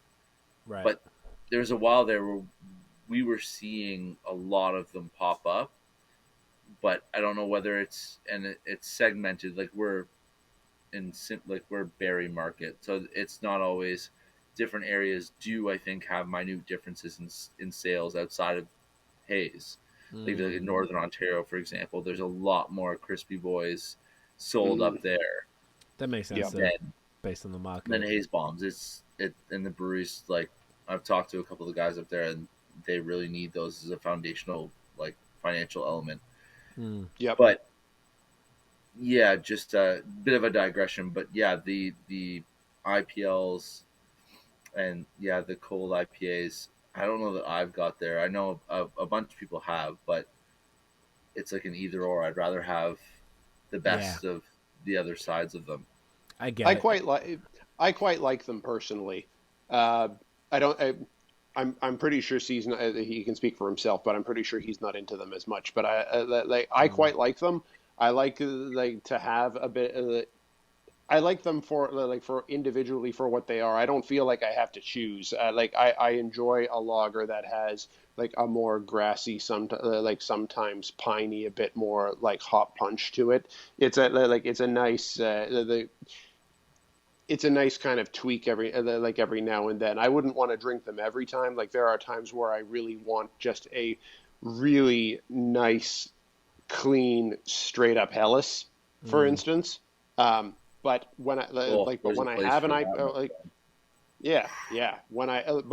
I have an IPL in front of me, I like it. And one of the best examples that that I've had in Ontario was Matron's Leeway. Their cold their cold IPA. That was money. Brilliant. Yeah, there's just money. Yeah, that one was really good. I feel like I'm kind of in between you guys. I'm sold on brutes, but like there's obviously hit and miss even in the brute world, but I feel like that's come and gone. As far as cold IPAs, I would rather a hoppy pilsner than a cold IPA. For example, Bellwood's Paper Tiger, which I think is one of the first I ever had, which is amazing. And then I have it right here, Sun and Hill's Link Up, which is our non-profit. Sun and Hill did a hoppy pilsner, like a West Coast pilsner for their Link Up beer, which was killer, man. Like, fuck, shouts to Callum, man. He's such a genius. But that was, to me, and he sent like pallets of that shit to Japan. So there's people tagging us in that in Japan, which I'm like super cool to see that, you know, people out there, drinking it and posting it with all Japanese like writing in the captions and shit. It's fucking cool. But I think that is a fantastic idea of how you can take a, like all of us were singing their praises before, as far as their just authentic Czech, whatever German style clean Helles, but then they went and add the hops to it, and they just, because the base is so, chef's kiss, the way that they add the hops to it just make it like it's not too much, and I feel like it's not doing a disservice to that base, whereas like complementing it and making it an interesting thing. So I guess it can sort of go in multiple directions as far as those styles, but I can't think of anything new, at least that I've seen recently, and I kind of thought I might have seen something. The closest thing I saw, and this is not even new beer stuff, was more accommodation within breweries where they all had, or many of them had, I shouldn't say all, that's not fair, many of them had wine on tap or cocktails in a keg on tap. So like you get an old fashioned on tap type of thing. So like it's like, go. Oh, sorry, mate. No, sorry to interrupt you. Yeah, we've Don't you dare apologize to me. Don't you dare. Wine on tap. Like, so it's been a thing for a long time in Oz, in bars and stuff over there, and there's a lot of reasons why I think here pretentiousness has played a factor in why a lot of people wouldn't initially consumer-wise have wine from a tap or kegged cocktails, but we do at the bar. Cool. I kind of like, I'm not gonna lie, there's an influence of like a bottle-o at our spot. Hey, like we love like, again, the not taking yourself seriously is like a super big thing, and having wine on tap, like, it still tastes great. It's all stainless steel, baby. Like, we're getting it out there the way it's supposed to be. But that's also a solid segue into, like, we were talking about reverence earlier about the wine infusions, and I think Spinny down at Merritt is doing some crazy shit. Yes, with nowhere. That guy, and the wine and the beer, he knows his way to make those things click. There's a lot happening in that side of things, but I don't know that that's one. Like, I have a very narrow view from what we sell and what goes well at our spot, and I'm sure geographically that plays a part, and the infancy of the industry here, it does well, but not to make it like those smoothies just smacked like right away. They were in the fridge. People were like, "Oh my god, novelty! This is unreal." Haterade, for example, you're like, whoa, this is new, but yet familiar because of the Gatorade portion. So I'm here for it. But I think like it's those styles that are still have that polarization. Wine lovers love wine, and like I love red, but I also love beer. Do I want them mixed? I don't know, but I have found like there's definitely some white wine can lend some, like we've seen it with Phantasm powder, like that's white wine skins, right? Yeah. Like they in these industries can lend things to each other. Oh, they certainly can. Do they fully match? I'm not sure. Time will tell. There's so many things that we'll see come about, but yeah. And do they match? And do they match? They don't even necessarily have to, but they can certainly complement each other. And like, I don't know the saison world as well nearly as some of the other, and I say this with much love, but like the nerds of that scene, and I really don't mean that with any shade. But like our friend Noah, of Beerism, who knows saisons far better than we do, could talk about how how the white wine world kind of really intermingles with with that side of things. And when you look at how things like grape must can intermingle in the beer world, there's a lot of kind of collaboration and crossover that can be found there too. Yeah, I wonder if that might be the next vibe, but I feel like at this point it's almost anyone's game what could be the next trend. And the thing is, you could argue the last trend that came that stuck would have been smoothie sours. Yeah. Previous to, and I don't know, or pastry stouts. I'm not sure which one came first or last. But those two have definitely stuck around. And apparently I was told by people by a Florida brewery owner that Florida started pastry stouts, like the big, ridiculous stouts. Which is hilarious considering the climate. Exactly. Yeah. And that was what I did a podcast. I was on one of the brewery owners has another podcast. I was on that last week. And they thought I was crazy in a good way because I was like, I thought a lot of Florida beer was a little restrained, which I was telling you guys earlier. And they were like, how did you think the pastry stouts were restrained? I'm like, no, not the pastry stouts. They didn't taste restrained. It was kind of everything else. I didn't taste too many. I think I had one when I was there because it's 30 degrees every day, and I didn't want a fucking 14% pastry stout. But I bought a bunch and I brought them back, so I'll try them and see what's up. But yeah, it's interesting that is a place where that level of that type of thing sort of started, arguably in this continent at least, and then kind of spread around. But yeah, it's going to be interesting because, like we were saying, cold IPAs sort of came. They're still around here, but barely sort of hanging on. Brute came. If anyone does a Brute IPA now, you're almost like, really? You're doing a Brute IPA? You know what I mean? Like, I feel like, even though I don't feel like that, but you're kind of looking at them like that. Like, oh, man, you are like 3 years too late, bro. Like, what are you doing? Even though I like them, I just... It's even more like 5-6 years now, bro. There you go. I've got no idea of time. Do you know? I think Vancouver still has them. I think Vancouver still does them, maybe quasi regularly. My boy out there always tells me what's up, and I think they kind of still make them a little bit. But yeah, it could be like the next trend. Could it be a brute/cold IPA level where it's come and go, or could it be a smoothie/pastry where it sticks around for the long haul? Staying power. So it's going to be interesting. I don't even have any predictions, to be honest, because at this point I've seen no indication of anything whatsoever that would be in that next realm. And I went to a lot of what would be considered hype breweries the whole way from Miami all the way up to New York, and I didn't see anything that stuck out that was different to what Canada was doing. So Did you stop at Two Tides? No, that's in Connecticut, right? That's Georgia, Savannah, Georgia. I went to Savannah. It's the greatest city ever. It's the coolest fucking. But I didn't get to go to Two Tides. I think I might have heard about it after the fact. It's a house, eh? It's a literal house, and yeah, they're just a lot of fun. Solid spot. You went there? I got a bit of a mule buddy that brings me up some stuff from there from time to time. But no, it's a super fun spot, and they do, and I should give them credit here. they were doing Sour Fest, and it kind of pushed me off the ledge of doing Haze Fest, because they're a brewery that doesn't take themselves seriously, and I get a lot of inspiration from those guys, and they're just fantastic, the guys and gals over there. So, yeah, that's why I asked why if you'd been there, because they also have some different smoothies and are worth the stop. I've had some beer from there, and it's wicked.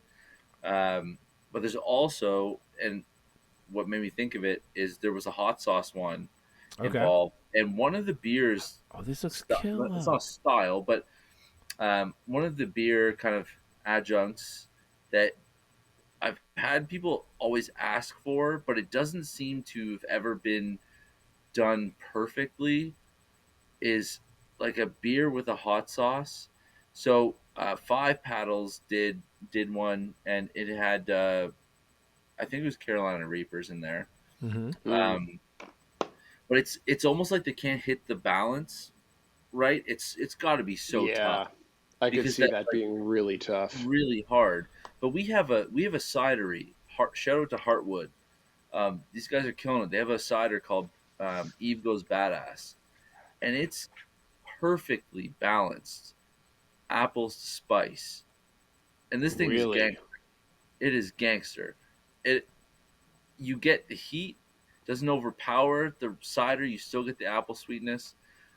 But my thought process is like, I love hot sauce. I'm not a big like melt your face off, sweat, go to the ER type guy, but I do enjoy a little bit of the like like, oh, I see you there, like kind of like I don't enjoy Conor McGregor at his prime, but like, in his side gigs, like his side hustles, like, yeah, he's still mouthing off, he's there.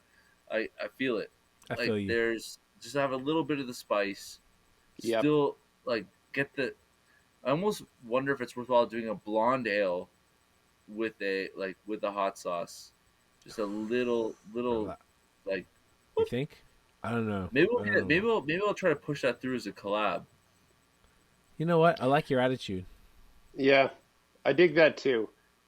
And maybe maybe this realm doesn't need any additional exploration. It's probably it's probably already in its right zone. But like personally, I love a well-crafted chili stout. Oh, they can't like the Mexican hot chocolate, the bestowed. You talking about? Yeah. The Mexican hot chocolate bestowed is. Who did? Sorry, who? Pale, I think they had one. Yeah. They're a flagship for a while, I think.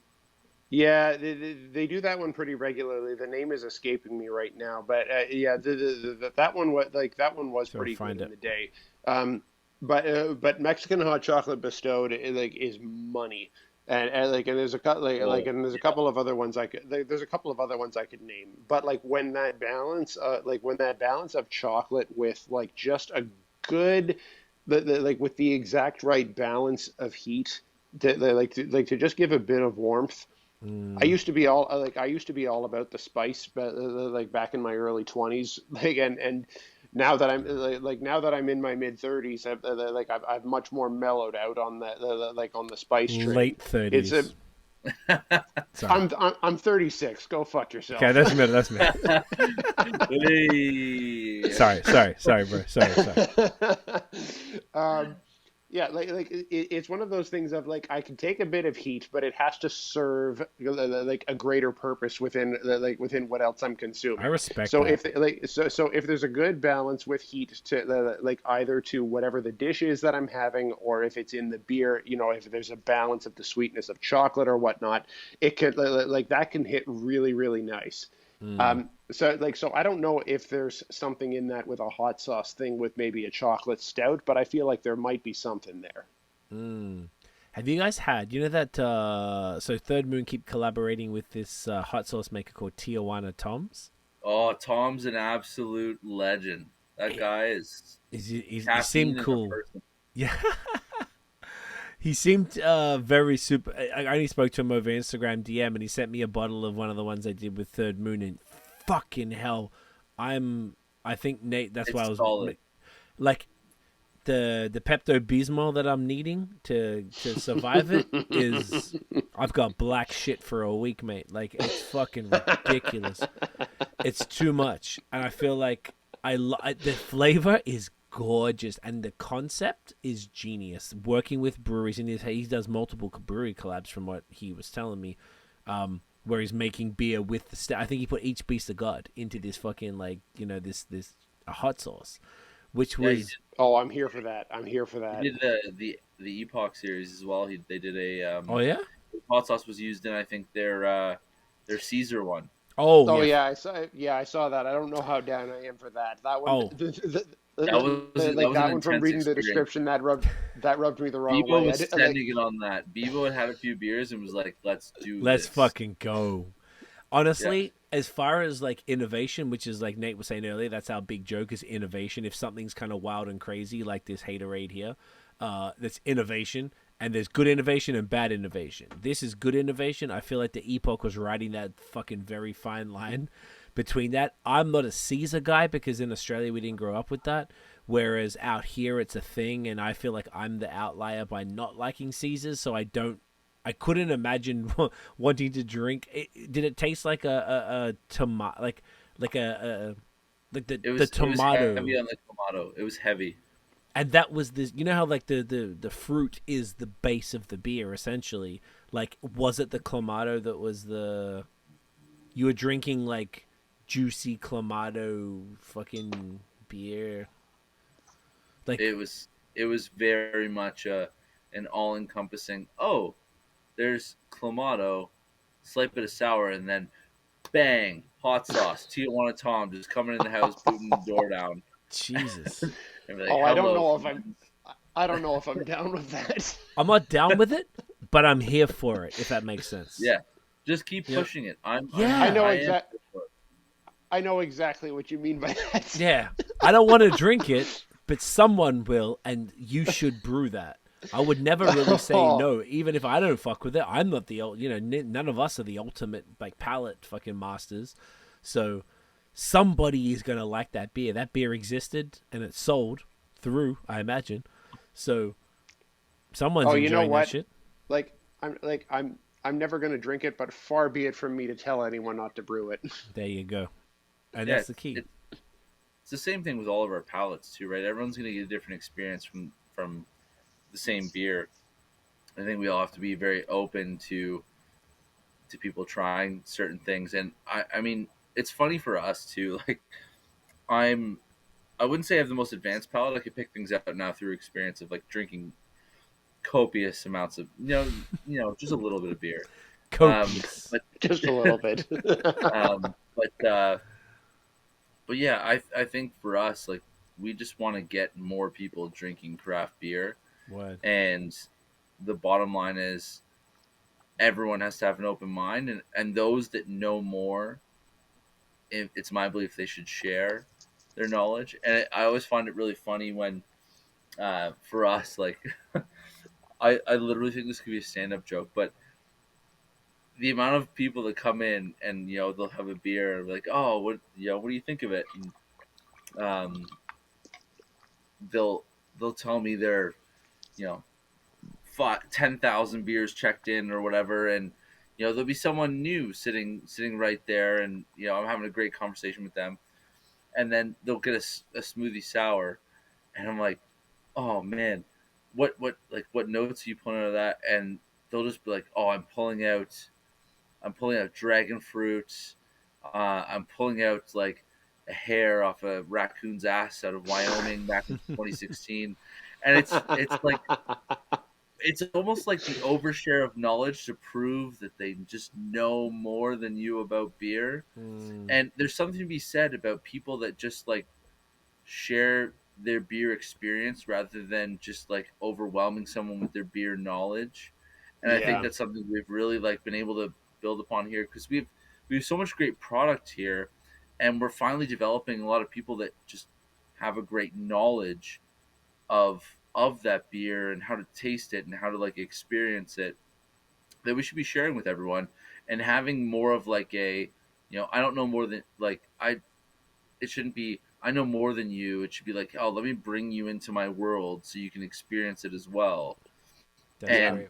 and it's a beautiful thing, because that's going to be the thing that, I hate to say it, like stops things like Barn Cat going out, like bringing these people in so that their one IPA experience has been buying a 1 year old non-refrigerated Loblaws IPA and showing them that that's not what all beer is. And that's not what all craft beer is, rather. That should be the point of all of this. And so if this novelty beer, this Gatorade beer, captures, 100 people and brings them into the realm of like, hey, you know what? I'm going to try something different next time. Boom. Job done. This beer has served its entire purpose to the craft beer community and should be celebrated for that, rather than, oh, this is just a novelty. It's going to die. Oh, Haze is going to die. You should never try smoothie sours. It's a bastardization of beer. No, all of this should be welcome and rejoiced, and people trying new things should be the whole thing of why we're doing this. In my opinion. Can we get an applause for that? We're gonna get a motherfucking applause for that. Yeah. Evan is preaching. This is a sermon right here. Absolutely, man. That that was fucking beautiful. Couldn't have said it better myself. Couldn't agree more too. It's so and that's really what it comes down to. And I really think that like a lot of craft beer fans maybe get caught up in there's so much to learn, and you get caught up in it. I don't think people mean anything, have any ill intentions by it, but maybe they get caught up in like, yeah, I know this and blah blah blah. Maybe they want to show off a little bit, or I don't think there's that many people who want to feel superior to others. Maybe there are some, but there are some. There are some. I'm trying to be nice. And I think that a lot of people forget the value of like bringing people into the community, because there's some people who maybe have, and I was saying this to someone the other day. I was like, maybe that there's like for hip hop, for me, this was my shit in the early 90s. I got into it, and I got a lot of shit in high school and primary school for listening to rap music in a very white area in Australia, and nobody understood it, and they thought me and my brother were crazy. So for lack of a better word, suffered for hip hop, and I feel it's mine. And like now that it's a pop culture, it was very hard for me when it got big, because all of these people that used to give me shit are asking me about, is Wu-Tang East Coast or West Coast? I'm like, are you fucking serious? And you were there when no one else gave a shit.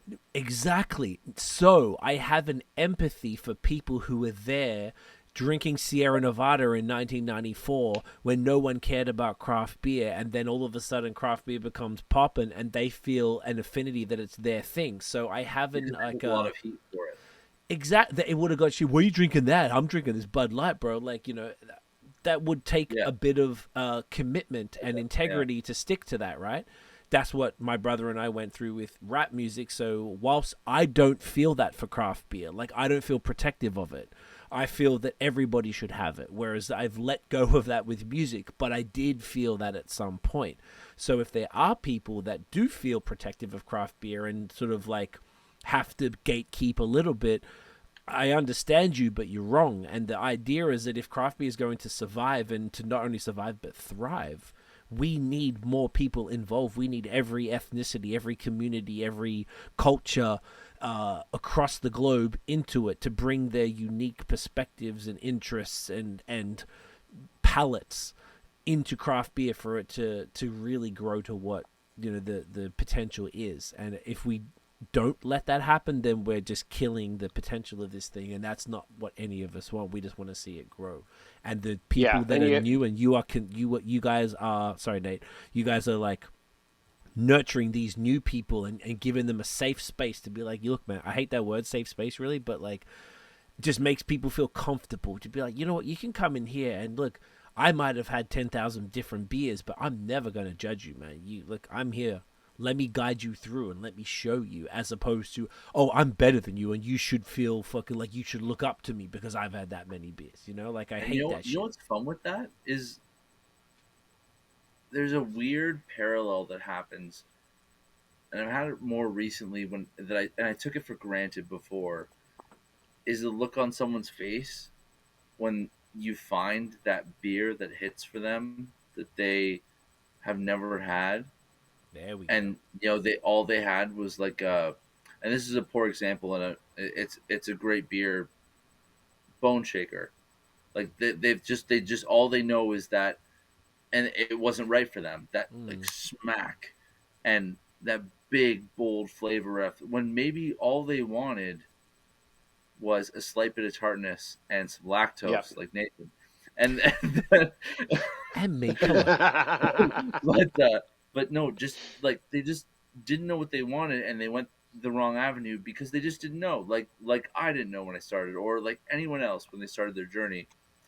But when you find that one and it goes for them, it's just cool because you're them for a second. You're like, shit, I remember when that happened. Like I remember when I had one of Troy's beers for the first time, and I was like, holy fuck, this is crazy. All of that, and it's just really cool. And I think if you throw in all the factors of recession, like different beer styles emerging and product quality and all these factors that come in,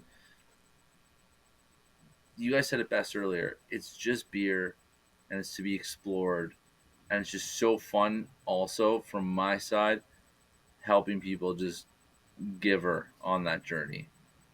That's basically it. It's just cool, and it's why I do it, because I was that person. I don't know everything. I don't know everything about beer, and it's so fun for me to explore, even talk with you guys, and just learn a few new things about, like, breweries that you've been to or beer styles. I was like, whoa, you know what? I haven't thought about this way, and I think it's, again, just coming back to that open mind. That's the cool part of this whole thing.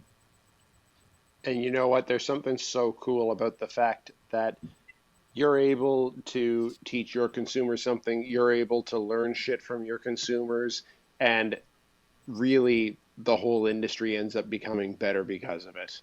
Like on both sides. And it can just all become better.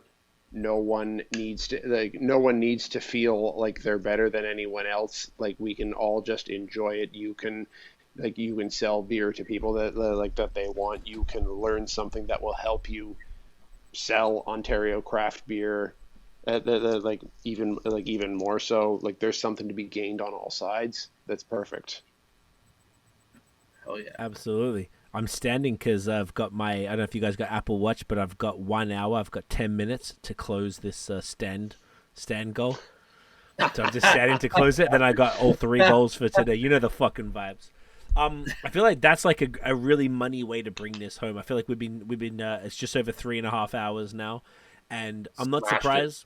We smashed it. Evan, like I said, you are a man after our souls. I feel like we're all very connected. We care about the same things, the 3 of us, and we very, very much, I can't emphasize this enough, we very much appreciate the thought that went into the curating the lineup, to get the owners of Fogorig to drop off the beers today, to make sure we had something to showcase his wicked new brewery in Ontario, the gorgeous glassware. It's just, dude, this is why we do this, and this has been such a fantastic experience, and to get to know you and to get to know the Wheeled Brew out there in Barrie, Ontario. You know the fucking vibes, and it's I appreciate you, man. We both do very, very much. This is great. I can't wait to visit. Oh yeah, we'll have you up, and thank you guys so much for coming on. And I'm just jacked for all you guys are doing for the industry as well. It's just super cool, just chatting beers, creating cool new initiatives like Link Up. We only briefly came up a couple times, but just what a fantastic initiative as well. And thanks, man. Just cheers, guys. Cheers to you. Appreciate it. It's we do really appreciate this. I had a really good feeling about this going into it, and you really delivered on that big time. Like as Cee said, we love everything you're doing, and and this was a lot of fun. to chat with you and learn what Wheeled Brew is is all about and how it came to be. It's a really cool story, and it was a lot of fun chatting with you, man. Looking forward to chatting with you more and and hopefully meeting up for beers in person soon. Hell yeah, guys! 100%. Oh, I'm keen as, bro. Now I'm not too far. Like it's a wrap. So let's take a screenshot with hold up some of the cans to get the with thumbnail. My potato camera. Yeah, potato cam. Don't worry about that. It's gonna be beautiful. Oh, what are we gonna do? Should we all hold up different stuff? Oh, fuck, what am I gonna do? There's so much pressure. I'll be able to get 4. I can. Oh yeah, you're really good with the 4. I can get like 2. All right. Wait, what are you at going on, Cee? I got Stairway to Evan and Haterade is the 2 that I just happened to grab. Right, I'll do Fogorig and Vacay. Yes, there we go. We can get them, and then between us, we should have everything. Is Goodlot being shown? Okay, here I can drop one and grab Goodlot. Yeah, grab Goodlot. We'll make sure they get some love too, because that wit was fantastic. The Bills will love that. Yeah, they need to make sure they get some love, man. They're going to be tagged and everything, so they'll get all the love. All right. Oh, that is stunning. Let me make sure that looks like a Facebook profile picture from 2014. I love it. I fucking love it. Evan, you're a champion, brother. Stick around after we wrap up, and we'll chat off air and wrap up there. But thank you again. Honestly, like from both of us, this was the perfect podcast, man. It was just such a great conversation. I feel like people would take a lot out of it.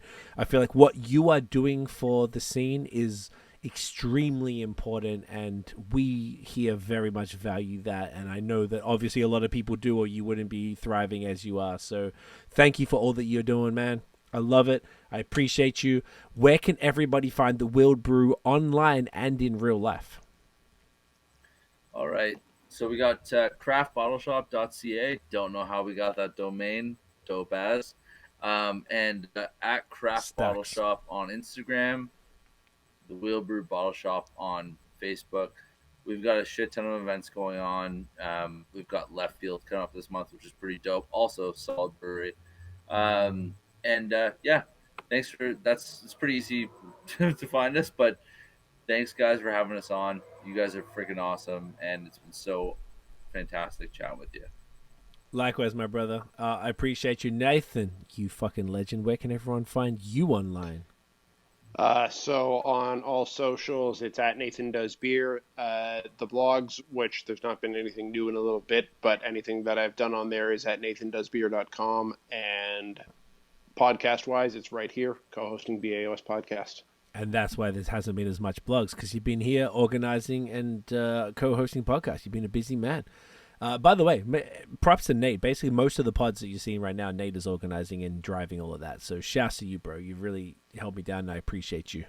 Guys, thank you for watching and listening. If you enjoyed the episode, smash the thumbs up, hit subscribe below, and hit that flipping notification bell. Ding. So you know when the new drops. Follow us everywhere at BAOS Podcast. We drop every Wednesday. We drop the audio in the AM. We drop the videos in the evening. And if you're into the audio side of things, you know, Spotify, Apple Podcasts, all of that, give us a 5-star rating if it tickles your pickle as such. Make sure you go visit the Wheeled Brew and give Uncle Evan a big hug and say it was from BAOS. And we'll see you guys in the next episode. Get it in you. Cheers.